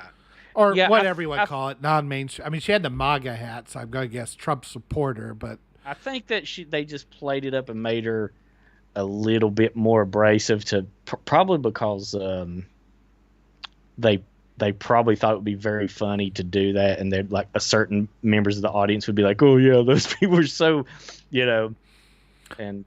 yeah, well, that's... I guess my problem is like, if you got to do one way or the other, then go for it. But it was kind of so in between. I was like, I don't know if she's satirizing or if she's right. Yeah, it is. That is, if you don't know anything about her or follow her at all, you would. It's absolutely. I would 100% say, like, people will take a look at that and go, oh, this is a satire of Trump tards. But the weird thing about it is that she's pretty close to that. So it's weird. It was a Maybe weird. she's like, no, this is you don't. Yeah, yeah, she's pretty close to that. Like like I said, if you go to her Instagram and Facebook and So watch, you're saying she actually is a Trump tard? I don't think she's a Trump tard. She's more of a, I would call her more of a Rand Paul tard, if anything. You know. I mean, I can again. I mean, I'm a Rand Paul tard myself. So Well, yeah, that's I not mean, a negative. I didn't mean that as a negative. I'm all about just go away government. You suck at everything, and leave it at that. But it's still. That was the problem. I don't know what it was. If it was a horror comedy, it didn't lean into the comedy enough. It was supposed to be horror, it didn't lean into the horror enough. If she was satirizing Trump people, it wasn't enough. If she was on the side of Trump people, it wasn't enough. I think that's probably where I'm leaning into this, because I don't know what the voice of this movie is, and if I don't know the people in it, and if I don't have that context that you did, right, then other people are going to have the same problems that I did. Yeah, I can see that, because if you don't know anything about her, it would be easy to go like, oh, this is a satire of those people. Yeah, you know? I mean, it's like watching Galaxy Quest and not being a Star Trek fan. I think the tip off though is that she's not treated as an imbecile. You know what I mean? Like she's, well, I better be careful or I'll end up spoiling it. But I mean, you could agree like she's not made to be a complete, No, like I'm not saying that she was, but that's my Yeah. point. Right. Because she wasn't, they're not leaning into the Trump satire enough. And if she was, then they're not making. She was not being serious enough or reasonable enough to be for the people that lean that way, the anti-woke, if you want to call it. So I'm kind of like some of the things she said, it was just like, you're just being ridiculous. And I'm like, and I'm trying to understand, okay, what are you, if you're just trying to be a comedy, it wasn't funny enough. I mean, none of it was enough to be any one thing. That's my problem. Yeah, I can see what you're saying there, especially because, you could tell it's the case of like, oh, let's do this, but let's couch it in satire because we all don't want to be canceled in our movie career. The director ruined forever for coming out as being sort of a, as a anti-vaccine type or something. Yeah, but then it wasn't satirical enough. So then I go, I couldn't latch on to anything. It was my favorite movie of last year. I think I'm going to say that's because you have more of a history with these people in this band that I don't, and that's I think that's a big difference. I think that's fair. But George had no idea of any of this, and he loved it. So I don't know. Yeah, but again, he's British, and we all know his taste. So. Well, the movie takes place in Britain. He's probably watching right now. Go, you fucking animals! I'm gonna. That's what happens when you don't come on. You get shit talk. You miss meetings, man. It's gonna happen. So okay, so I think we've talked enough about heavy metal, and do you want to talk about Fifth Element? Yeah, that's what I was getting ready to say. We forgot because it is the 25th anniversary this year. It is. I cannot believe it's been that. And in some ways, it feels like it's been longer than that. But in other times, it was. I watched it not that long ago, and it's not a. I mean, in the end, it's pretty much a very simple action adventure movie. Yeah, it's all the production design and weirdness that kind of makes it stand out. Right. And of course, Gary Oldman, should have been an Oscar winner for that. Oh, but Chris Tucker. Oh, mwah. That is chef's kiss. That kind of ruins the movie for me, really. Chris Tucker. He is so annoying that he actually somehow comes back around to entertaining. Yeah. The first time you watch it, you'll hate him and hate that part, but I rewatch it, you're like, you know what? It's so ridiculous. He somehow grows on you. I don't know how, because there's no reason that shouldn't be the Jar Jar of that movie, and yet, I think it's when like he's just lying to the stewardess, and ends up bagging her just before they go into light speed. Yeah, I think it's stuff like that kind of makes it work. And in the end, he's trying. Yeah, he wants to help. Yeah. In the end, he wants to help. He's trying. He sucks at it, but he's doing his best. His heart's in the right place, and I think it kind of makes you forgive all the insanity. Yeah. And he also reacts like completely normal, just like one boy go, "What the hell?" You know, he does that jump thing where he's like, "I can't believe all this is happening." You know, like anybody would probably normally react that way. So yeah, I don't know. I don't know why I can put up with him because there's no earthly reason why I should like him at all, but I do. The only part of the movie that I really hate and is the singer when she gets up there and goes through that whole thing. It's really, like I like it's too that. long. It's too long. I don't care. Maybe it's because the song is so well done. It's good. Yeah. And then they intercut it with Lilu kicking the shit out of all those orcs, space orcs. Yeah. Yeah, space orcs. Yeah. How you know that movie is so ancient is they made it back in a time when they didn't just immediately make a sequel to it. They never did. Yeah, was it? I thought it was a success. I thought it was a blockbuster hit too. I don't know if it was a blockbuster, but it's very well regarded nowadays, and so assumed. And Luc Besson has not been able to do anything close. All of his movies sort of have the same feel, don't they? Did you see his one he did a few years ago with Dane DeHaan? And it's like they're space cops and all of the... Like there's a space station that kept growing and growing and growing. Oh yeah, like this. It's based on some kind of beloved young adult novel or something. Something like that. Yeah, and it like from a visual standpoint, it's pretty good. From a story standpoint, it sucks. Yeah, it bombed, didn't it? Like it did. It bombed pretty bad. So yeah, the budget was $90 million. It made $263 million. Well, that's pretty good for back then, though, wasn't it? Yeah. Wait a minute, you talking about The Fifth Element? The Fifth Element. Yeah. Well, that was pretty good back then. It was the most expensive European film ever made and remained the highest-grossing French film at the international box office until the release of The Untouchables in 2011. So, good 15 years. The Untouchables? I've never even heard of that one. Intouchables. Well, I've certainly never heard of that one either. I have not either. That's a French film. No. But, yeah. Didn't he directed The Professional too, didn't he? Yeah, he did. I'd rather talk about that. Everyone. Another Gary Oldman masterpiece. Yes, it is. Gary Oldman is one of those guys. It's like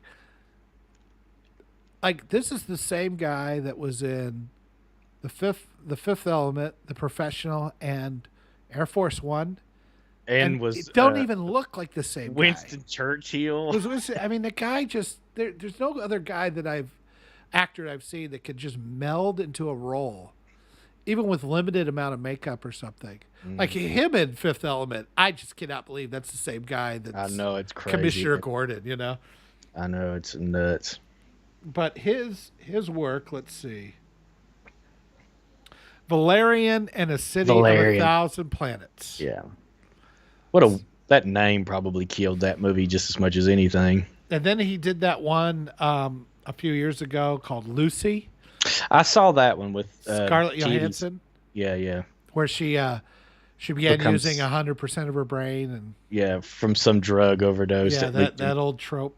Yeah, that old chestnut. Arthur 3 on the Rocks. No, this is Arthur and the Invisibles. It's like a CGI thing. But he did 3 of those, 2006 to 2010. Fifth Element. He did The Messenger, the story of Joan of Arc. Oh, yeah. That's when he was dating, what's her name? She cast her in that. In 1999, that was, it was Mila Jovovich. Yeah. Mila completely naked in Fifth Element. Yeah. Leon Atlantis in 1991, A World Beyond Worlds. Just a documentary. La Femme Nikita. Oh, that's a great movie. The original in 1990. Yeah. Something called The Big Blue, Subway in 1985. The Big Blue Subway. No, two Oh, the different Big Blue. movies. Oh, okay. I'd watch the Big Blue Subway, but I'm not going to watch a movie with either of those separate names. Big Blue Subway. It's a sequel to the big yellow school bus. Big Yellow Submarine. The beat. Yeah. But yeah, I mean he did one in 2019 called Anna with Luke Jesus. Evans. Oh And, yeah. Oh wait a minute. Is that the one about the girl that gets trained to be like a killer? Or am I thinking of something else? A young You know what? Russian beauty, victim of domestic abuse, will do anything to escape the life she's trapped in. She reluctantly accepts an offer by a KGB agent, and then she does a year of trade to work as an Yeah, yeah. assassin. Did you know that Luke Evans is gay? I just recently learned that. No, but I'm not surprised. He's definitely not Milo Yiannopoulos. He's like the legit gay. Yeah, well, I mean, there's gay and then there's queer, right? Yeah. Gay is like just as far as you can tell, he's a regular dude. He just likes guys. Yeah. He doesn't make his sexual identity the center of his life. Yeah. And then there's Then there's the queers who are very effeminate, and everything is about being gay, and being gay is the most important thing they like are or ever will be. like not George Lucas. Yes. Very flamboyant, over the top, Yes. light on the Yes. what do they call light on the heels, as they say in England. Yes. He's made a lot of movies, but I can't say I've seen many Luc Besson movies after No. that list. I haven't either. Like I said, I saw his Valerian, and I saw Fifth Element, Leon, a couple others maybe, but I don't know. I mean, I'd say Fifth Element is probably his most successful, if anything else. That was definitely his high watermark. Leon was pretty good. I mean, that's a good movie, but it didn't approach like blockbuster like Fifth Element. Fifth Element was definitely aimed to be like a summer blockbuster. Would you agree with that? Yeah. Clearly, he was aiming for that sort of mega action Hollywood blockbuster. Got And Bruce Willis. it works. I mean, it has the right amount of comedy in it. I like when the general, the guy that was played a replicant in Blade Runner. Mm-hmm. What was his name? I forget. Brian James. Yeah. And he stuck him in the refrigerator and froze his Yeah. ass. Like, I'll take the job. I was like, first I thought he was dead. I did too. I thought he yeah. was dead, and then he's there later. I guess he thaws out. Yeah. he thaws out, so he's okay. You know who should make a remake of Fifth Element? Michael Bay. Oh, Think Jesus about Christ. that. Think about that. I don't want to think about that. Imagine how much more exciting it would be. Or he could have, who did Dune? What's his name? Why can't I remember anything ever? Oh, you talking about the recent Dune or the old Dune? Michael Lynch or the Denis Villeneuve. Yeah. Villeneuve. That would be an interesting fifth element. Oh yeah, it would be. I don't know. I love his movie, Villeneuve's movie. I think he's great, He's but not exactly a comedic director. Yeah. I don't think Chris Rock. He's not the kind of guy I imagine casting Chris Rock. It would be Daniel Day-Lewis. He'd just be.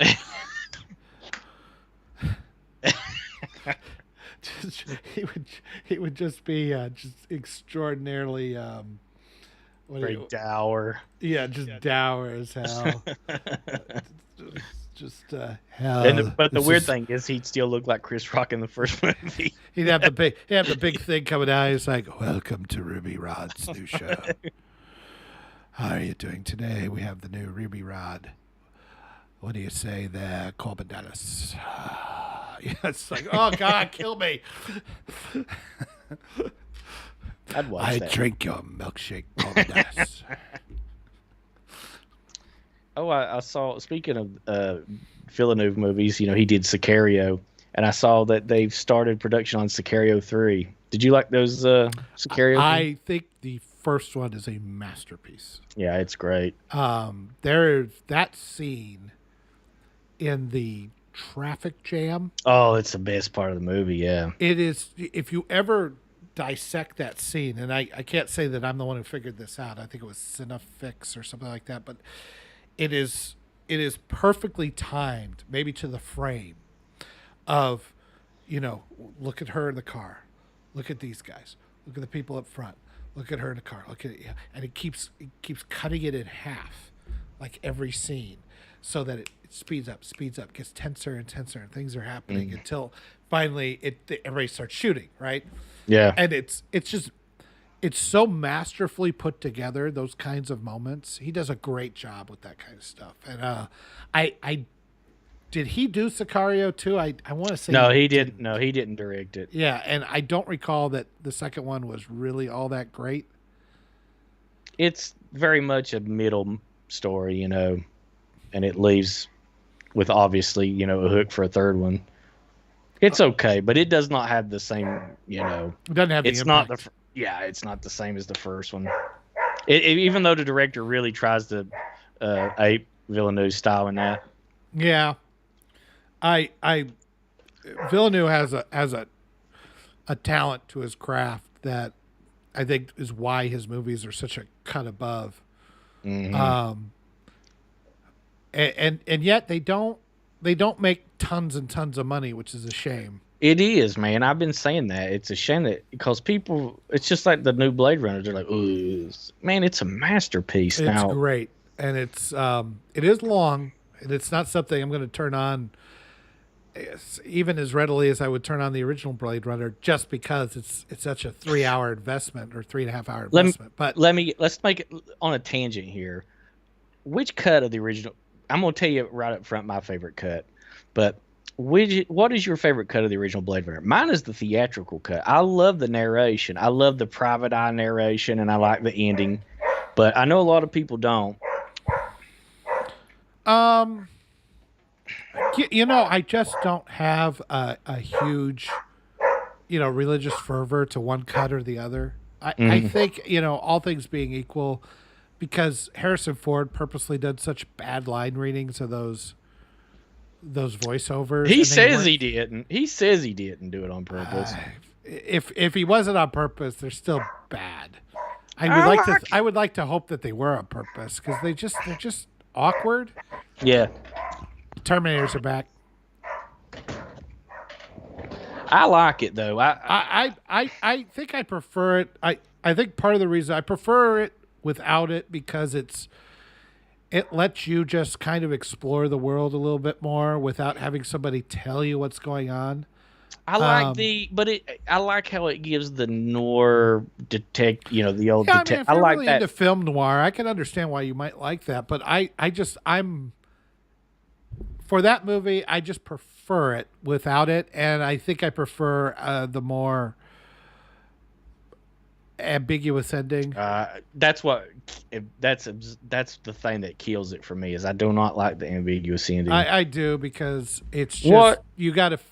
Okay, so they put, is he a replicant? Is he not a replicant? You need to make up your own mind. I don't know. The movie itself. Go ahead. I think it ruins the point of the movie for Deckard to be a replicant. So, I don't like that he. I don't like that he retconned that to be a replicant. Yeah. But I'm just saying that the happy ending in this whole gritty, nasty movie that you've just watched is just too shiny of a bow on the whole thing for me. It doesn't work in the context of the rest of the movie. Yeah, that's probably true. But I don't. If I had to pick, I would say leave out the unicorn thing. Yeah. But just have them walk out the door. Yeah, that's how it should have ended. They just leave, and you don't know what happens to them. Yeah. You don't see them in a car in a green field, because you're led to believe that the Earth is kind of a shithole. Right, and then Not they just somehow the find. Yeah. I don't know if anybody watching this knows this or not, but that ending footage is unused Stanley Kubrick footage from The Shining. Yeah. But getting the replicant thing, though, it's so stupid to me that, because that's a subject or a theme that Ridley Scott got obsessed with later. Is like, but it defeats the whole he pulled the unicorn footage from Legend. Yeah. the Tom Cruise movie. So I mean, it's like, and why a unicorn? I don't know why. Well, there's no, Yeah. because that's the footage that he had that would be abstract enough. That was the only reason. But And the yeah, fact that the guy made a paper unicorn. So whatever. Deckard being a replicant defeats the whole purpose. The point that Batty saves him at the end to prove that that they become more human than the humans actually were. So if he just saved another robot, and then a robot fell in love with another, it's fucking. I hate Ridley Scott so much nowadays. He did a lot of good work. He did, but he's lost it, and he's lost it. But that's happened. I mean, that happened to George Lucas, right? Yeah, I know. Kind of has happened to Spielberg in some ways. Oh, for sure. It's a long time ago. Spielberg is just interested in making, important historical, heavy, dramas. I don't want to be remembered as the guy that made some of the greatest movies of the 70s and 80s. That's not enough. I got to be remembered as this serious, almost documentarian style film. Get fucked. You got to kind of got to give Cameron credit. He's made like 4 or 5 movies. They're all pretty damn good, and he hasn't really. I mean, yes, he's gotten way up his own ass, but he's been like that from the very beginning. So it hasn't really changed much. Yeah, exactly. And he still kind of makes these big crowd pleasers. Yeah. Whether you agree that they're quality or not, he still shoots for the moon when it comes to like big ideal crowd. Has he ever made a bad movie? I think Avatar is a bad movie. Yeah, it is, but I mean, he's never really made one that technically is bad. No, from a technical standpoint. I mean, Avatar was by far a movie that was the greatest 3D I've ever seen. Absolutely. And it started this whole 3D craze that I'll never forgive him for, because I had to go in and watch half of these movies with these stupid glasses on because I couldn't get the one that didn't have the glasses. I just put them on over top of these. It's not so much. I don't want to watch it in 3D. I just don't want to watch a movie in 3D. Unless you specifically shoot it and make it and design it the way Cameron did. And most of them didn't do that. They just converted it later, and it looked like shit. I don't like that. Yeah, I don't mind it though. I don't really I can't come down on it one way or the other strongly, I guess. So I just movies are a specific medium that is designed in a very specific way. People shoot the shots in a 2D format. You're a window into a world, Yeah. And the story is being played out in a window. If you want 3D, you need to start making holodecks. That's how you do stories. Video games are the closest thing we have to that, right? Yeah, First-person shooters or something like that. Because that's how you're going to do a true 3D story, or true, it's got to be immersive. It's got to be, like a Star Trek holodeck. A movie it's like a book. I don't need tons of pictures in a book. Now, a comic book, that's a different deal, or a graphic novel. But, I mean, if I'm reading a book, it's written a certain way because you don't have visuals. And so you're using the prose, and you're using the vocabulary, and you're using words to illustrate and to build a mind picture for you that will be different for anybody that reads it, right? A movie has a certain way of being, and music has a certain way of being, and these mediums don't translate very well into different dimensions, I guess, from 2D to 3D, or that kind of stuff. Video games are their own deal too. That's the only one where you can do virtual reality because you have to be interactive in it. Yeah, I don't know, man. For big dumb Marvel blockbusters, I like the 3D just fine. Now I'm not going to go watch like No Country for Old Men in 3D, but you know what I mean. I got milkshake all over me. Yeah. I don't like the movie is a picture on a wall, a moving picture on a wall, and it's designed that way, and trying to futz with the technical with 3D and everything. It has worked. Avatar, it can work, but in general it doesn't, and it's you're taking people who are they're movie makers, so they have a certain mindset on how they shoot movies and everything, because that's all they've done. So when you try to put them in 3D, it never comes across very well. And only a James Cameron, who is really much more of a technical guy, judging by the script of Avatar, than he is a storyteller. He understands the visual nature of cinema. Avatar Avatar was more like a theme park ride. It was, 3D. Because it was very lame, dumb story, but the whole thing was going through the visual experience of it. They call it Dances with Wolves in Space or Dances with Smurfs or whatever. I'm like, Dances with Wolves was a better movie, better put together movie than this was. This is just dumb. And now he's coming out with Avatar 2, and I guess he got a new screenwriter on it. So hopefully I think it's kind of interesting that Avatar is people are still talking about Marvel movies, which by the way started before Avatar came out. Yeah. And it's still Star Wars and even Indiana Jones and so many of these other movies are Ghostbusters. You could name them all, whether or not the new stuff is good or not. And obviously we've all talked about that ad nauseum, but it's the properties are still part of the cultural zeitgeist. Nobody talks about Avatar. Nobody talks about Avatar. Yeah. Nobody gives a shit about Avatar because when you watch it on your phone or when you watch it even on your TV, it loses anything. Gesundheit. Yeah, thank you. It loses anything that it had. Yeah, it looks so from the theater and lame. So then it has to do. Then it has to exist on story. And the story is crap. Yeah, it is crap. So, I don't. The lead actor too. I mean, what the Sam Worthington? Why everybody hates him? I don't. Yeah, it's. I don't know why. I guess because he's bland. He's pretty bland. But I mean, I don't think he's terrible. No, I don't think he's terrible. I mean, what else has he been in? He reminds me of like. Well, he was shoved into our faces. Clash of the Titans and some other stuff. Yeah. He was in that Terminator Salvation for like 5 years there. It was Sam Worthington. They tried to make him a thing, and he was never a thing. And I don't know what he's doing now. But I don't know. I mean, he's to some extent, I think he gets a bad rap. I think it's like he's fine if you put him in the right role. Yeah, he just like as a side character or a supporting character. I think he'd be fine. Tried to make him a leading man for some reason, and he just never had that charisma that a Tom Cruise or a Harrison Ford or Jack Courtney. Well, that's another. I think he's that. I think he is. They're brothers, aren't they? Yeah. It's they're interchangeable to me. I mean, say what you will about John Cena, and I got my big problems with him as a human being, but he's a charming actor. Does well.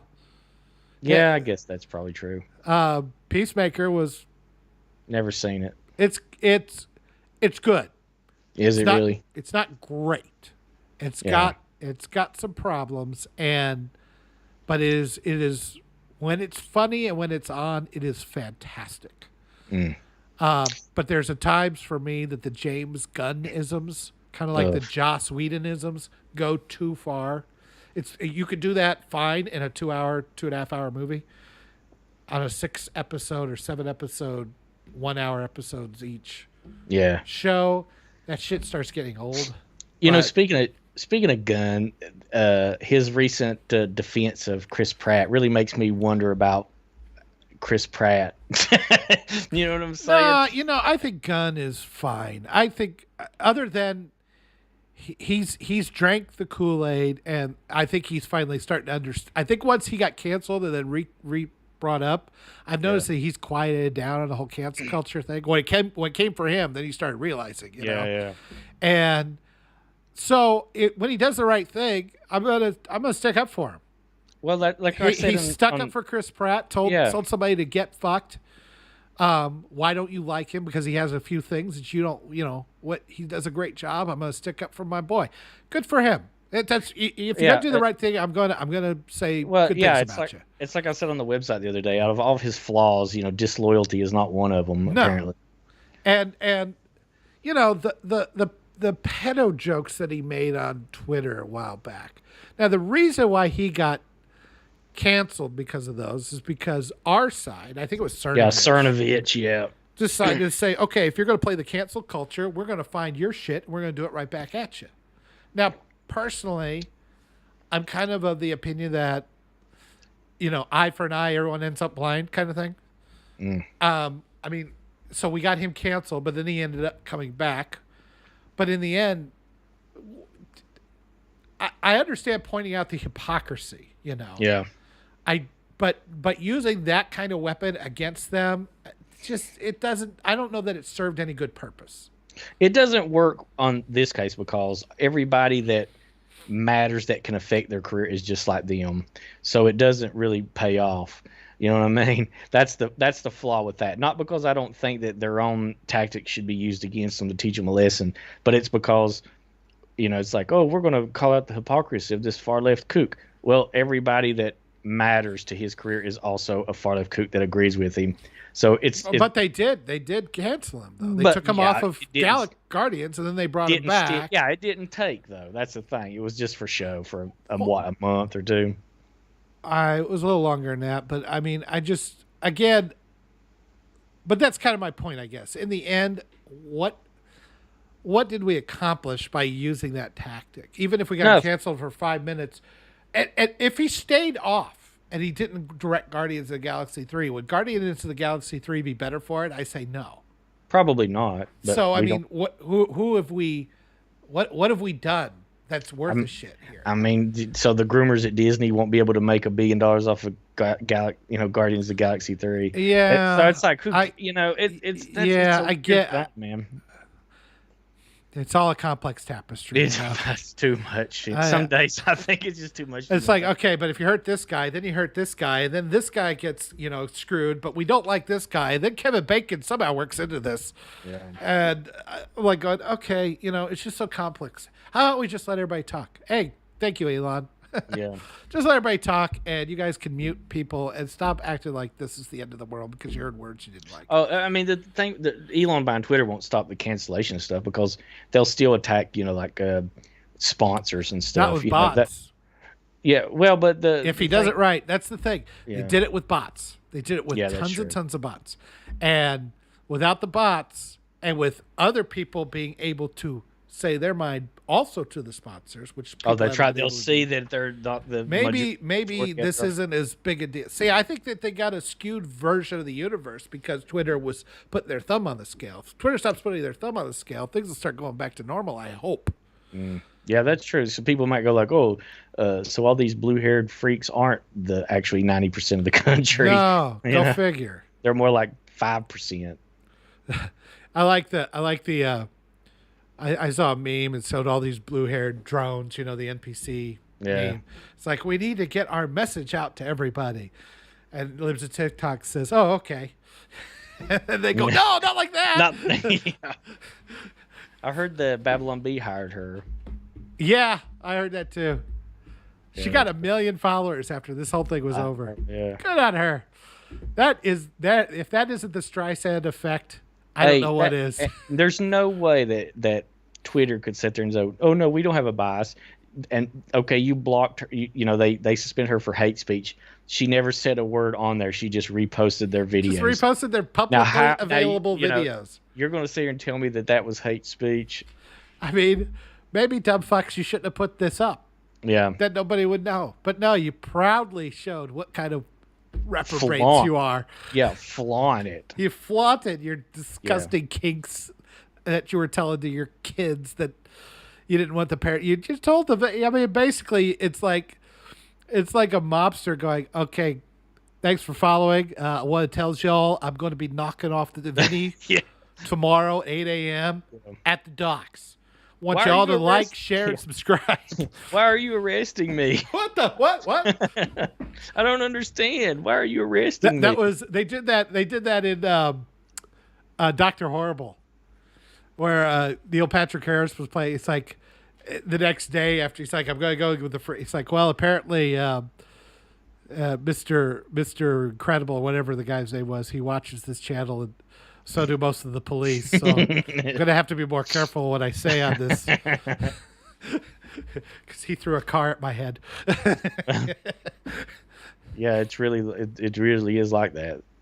It's like, where are they at? Oh, but I'm really not like that. Really, you've got 20 TikTok videos saying different. Yeah. From your own words. That's why they're so mad at like Project Veritas, right? It's like they deceptively edit. It's like, what do you mean deceptively edit? They just put the raw footage out there. How do they edit anything? Yeah, that's what they always claim. Well, they showed us what we're actually saying Yeah, to people we don't want to know. It's been deceptive, as in we haven't been able to deceive you. Yeah. That's what they really mean, It's like truth is lies, lies is truth, up Yeah, and down, down is up. it's like Water is dry. I saw a YouTube commenter say the other day, it's like our democracy is just a code word for liberal agenda. He said, just every time you hear it, he said, swap it out and you'll see how it fits. Oh, this is a threat to our democracy, our liberal agenda. It's like, it's all it is a code word for that now. Our attempt to create a communist utopia. Absolutely. I guess we probably ought to wrap it up. My dog. We've had so much fun without George today that we went. It's been smoother, hasn't it? It has. Yeah. Just the hours just flew by. It didn't feel like a chore this time. So much fun. I don't have a headache from this weird sound. Just like. Yeah. Look. We gotta stop talking to this. You want a manifesto? This is how you get a manifesto. George is right there typing furiously down. Yeah, canceled. He's on Twitter right now. He's like, God damn it, Sean doesn't have a Twitter account. Yeah. And I'm gonna get some fertilizer and a big van and fuck you guys. Wait a minute, I don't have a license for fertilizer. Maybe get some air fertilizer. Those are still legal. All right. I don't even know what that means. So thank you very much for watching. If you're still watching, I pity you, but that's fine. We are lastmovieoutpost.com. Please remember to like, share, subscribe. You like what we were saying? Comment down below. We are here every Sunday at noon Central Time and 6 o'clock UK time. We are talking about, I don't even know what we're going to talk about next week. We'll figure it out. Yeah, I'm sure we'll think of something. We'll figure it out. At the last minute, like usual. Yep. But we always appreciate having you all here. And, I know what we're going to talk about because I'm going to have to do it. I'll go watch Doctor Strange. Oh, man. Yeah. I'm going to have to. Does that come out? Yeah, it comes out this Friday. Doesn't something else come out in just a couple weeks, too? Something kind of big. Destined to fail against this Marvel box office juggernaut. No, I was thinking there was some other movie that. Let me look. It might even be a. I'd be surprised if anything goes up against. Might be a streaming series that I'm thinking of. Even. I was thinking it's like Star June Trek 20th. Strange New Worlds comes out this week. Yeah, no, it wasn't that. Okay, I thought it was like June 20 or May the 20th or something. Here's one for you. Suicide for Beginners. Oh, that does sound good. I thought you might like that one. The only wide release I see coming out is Doctor Strange. I don't know that. Oh, I watched that new HBO series that we own this city with John Barenthal in it. Based on that, it was okay. A little bit of it's woke. Yeah. It's about these corrupt cops, but there's a lot of Freddie Gray and black people, white man bad, but it's a crime, sort of a I don't know. I'm gonna watch one more and see, and then I'll have a verdict. Yeah, I'm looking through here. It's like, okay, we got Doctor Strange, and then May 13th you got the Firestarter remake, which I have no interest in. I had no idea that was even coming out. I don't think the original Firestarter was that good. I didn't either. I never did like it. Then you got Downtown Abbey, A New Era. Oh, God, I can't wait. And then Men. Have you seen the trailer on that? Men? Mm-hmm. It's really weird. It reminds me of that Mother. Oh, yeah. That one with, what's her name? Jennifer Lawrence. Jennifer Lawrence. Just looks weird. And then May 27th, you got Top Gun. Oh, yeah. I guess that wasn't it. Are you going to go see that? I'm looking forward to Top Gun. I am not looking forward to the Bob the Burgers movie because I've never watched that show. I've never seen it either. I think I watched it once, like when it first came out. So I'll give it a try. And I just sat there. I was like, this is terrible. I don't get it at all. I don't get it at all. And then it's still going. I think it's been on the air for like 10 years now. Oh yeah, it's been a long time. Like it's easy to forget about it. And I'm like going, who's watching this? It's not They good. cancel King of the Hill and then make that shit. And I like H. John Benjamin. I like his voice acting. He does Archer, which I think is fantastic. Oh yeah, it's pretty good, ain't it? Phrasing. It's a great show. And Yeah, Archer's a great show. yeah. Anyway. In fact, we lost the mother. Yeah. What's her name? There died Yeah. what last year, wasn't it? Yeah, just last year. So I don't know if they'll recast her, or if they'll just say that's the end of that. But Yeah. I love that show immensely, and it's been going on for like 8 or 9 seasons now. Yeah, so. it's kind of time for that to end, really. Yeah, but it seems to manage to be funny every time. I don't know how they do it. So anyway, yeah, it's just not that much coming out in May that I'm like, oh yeah, gotta go see that. I think there's some streaming show or something that's supposed to come out at the end of the month, and I was thinking, and I swear I was trying to remember what it was. It's not Obi-Wan, is it? No, it's nothing. None of that stupid shit. It's something good. No, it was something else. Cannot remember for the life of me now. Sort of actiony, maybe, or I can't remember. Man, I don't know. I shouldn't have even brought it up since I can't remember it now. Well, let's see what else we got coming on here. June 3rd, we have Dashcam. Watcher, Benediction, The Stay. I don't know. I don't see anything. June 10th, Jurassic World Dominion. I gotta tell you, that just looks like... Dean is so excited for that, believe it or not. I'm looking at this going, I cannot, for the life of me, see a reason to see this movie. Me neither. It's like, oh, but look, we got Goldblum and Sternn and Sam Neill back. Yeah. Remember how much fun you had with it looks, and that is the most desperate looking trailer I've ever seen. It's a cash grab, man. And the last one wasn't good. Oh God, the last one's Lightyear with the Buzz Lightyear movie. I'll tell you, I liked the first trailer. Like, it was just the music, and it was just showing the kind of the majesty. I was like, that looks kind of good. And then the next trailer came out, they're actually talking. I was like, nope, doesn't look good. Elvis. Oh yeah, the Elvis biopic with Tom Hanks. The Black Phone horror. That sounds dumb. Minions: Rise of Gru. I know you're looking forward to that one. You love your Minions. That's the problem when something comes out like that and it's a hit. Then we just have to. It's in our lives forever. Thor: Love and Thunder in July 8th. Ugh. Paws of Fury. What the fuck? Nope. That's an actual name of a movie. Nope. Mm. You could say that about everyone. Yep. Nope. Bullet Train. That one I kind of like. That looks like fun. What's the premise on that one? That's the one with Brad Pitt has to steal something on a bullet train, and he gets into a fight. At one point, he's in a fight, and the lady comes in. She's like, "Would you like some water or something?" He's like, "Oh yeah, thank you." And it's like, "Would you?" Yeah, sure. And then they start fighting again or something. I don't know. It looks like comedy, action kind of. I haven't seen a trailer for that. I'll have to check that out. It looks kind of fun. And then, of course, the DC League of Super Pets. Oh, that's another one. Why the fuck not? Yeah, that sounds great. And then we're into August. Oh, God, this summer's already going by fast. I'm trying to see if there's anything I recognize in August. Nope. Honk for Jesus, Save Your Soul.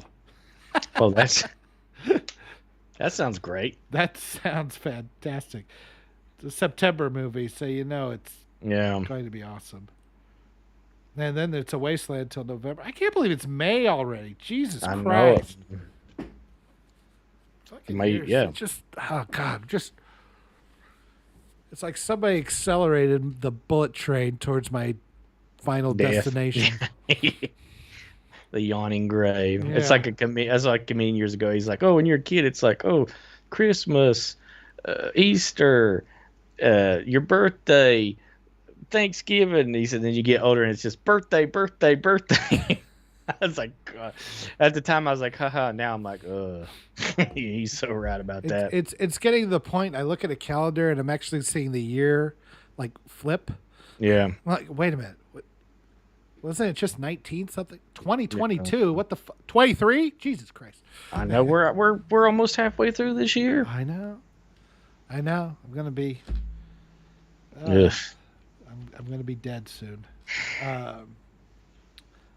Which is why I make these.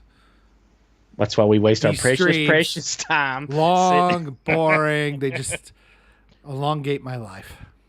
Yeah, I mean, every stream feels like 6 months has been added to life. So, all right. So I think I've done all the final stuff, and then we talked for another 30 fucking minutes. LastMovieOutpost.com. We're very sorry. Yeah. Please come. We got all the latest in movie news and reviews. We are the cool news now. You can reach us at contact us at lastmovieoutpost.com. I am at Drunken Yoda 1, and our main Twitter is at Movie Outpost. Please follow us. And, of course, you can find us on Facebook as well, where we also stream when we do these every Sunday. And, of course, you can watch us anytime on YouTube. We have lots of fun videos there, including the Overlooked and the How to Make a Movie series by George Lucas, which is really pretty darn funny. Very funny, yeah. What happened to that? I noticed it was up on Monday or Tuesday or whatever, and then it was re-uploaded. What happened to that? Did it get copyright struck? No. George just was whinging about a thing that he forgot. So, what a perfectionist! He's just such a perfectionist. I know. He was just a molecule, 2 pixels too much film grain in this one. I got to redo the whole goddamn thing. I don't know. I think he forgot the title. Artists are so picky. I know. He's such a. Jesus, we're just shredding him today. Poor guy. I hope you feel better, George. We do miss you, and we'll definitely see you next week on the next stream.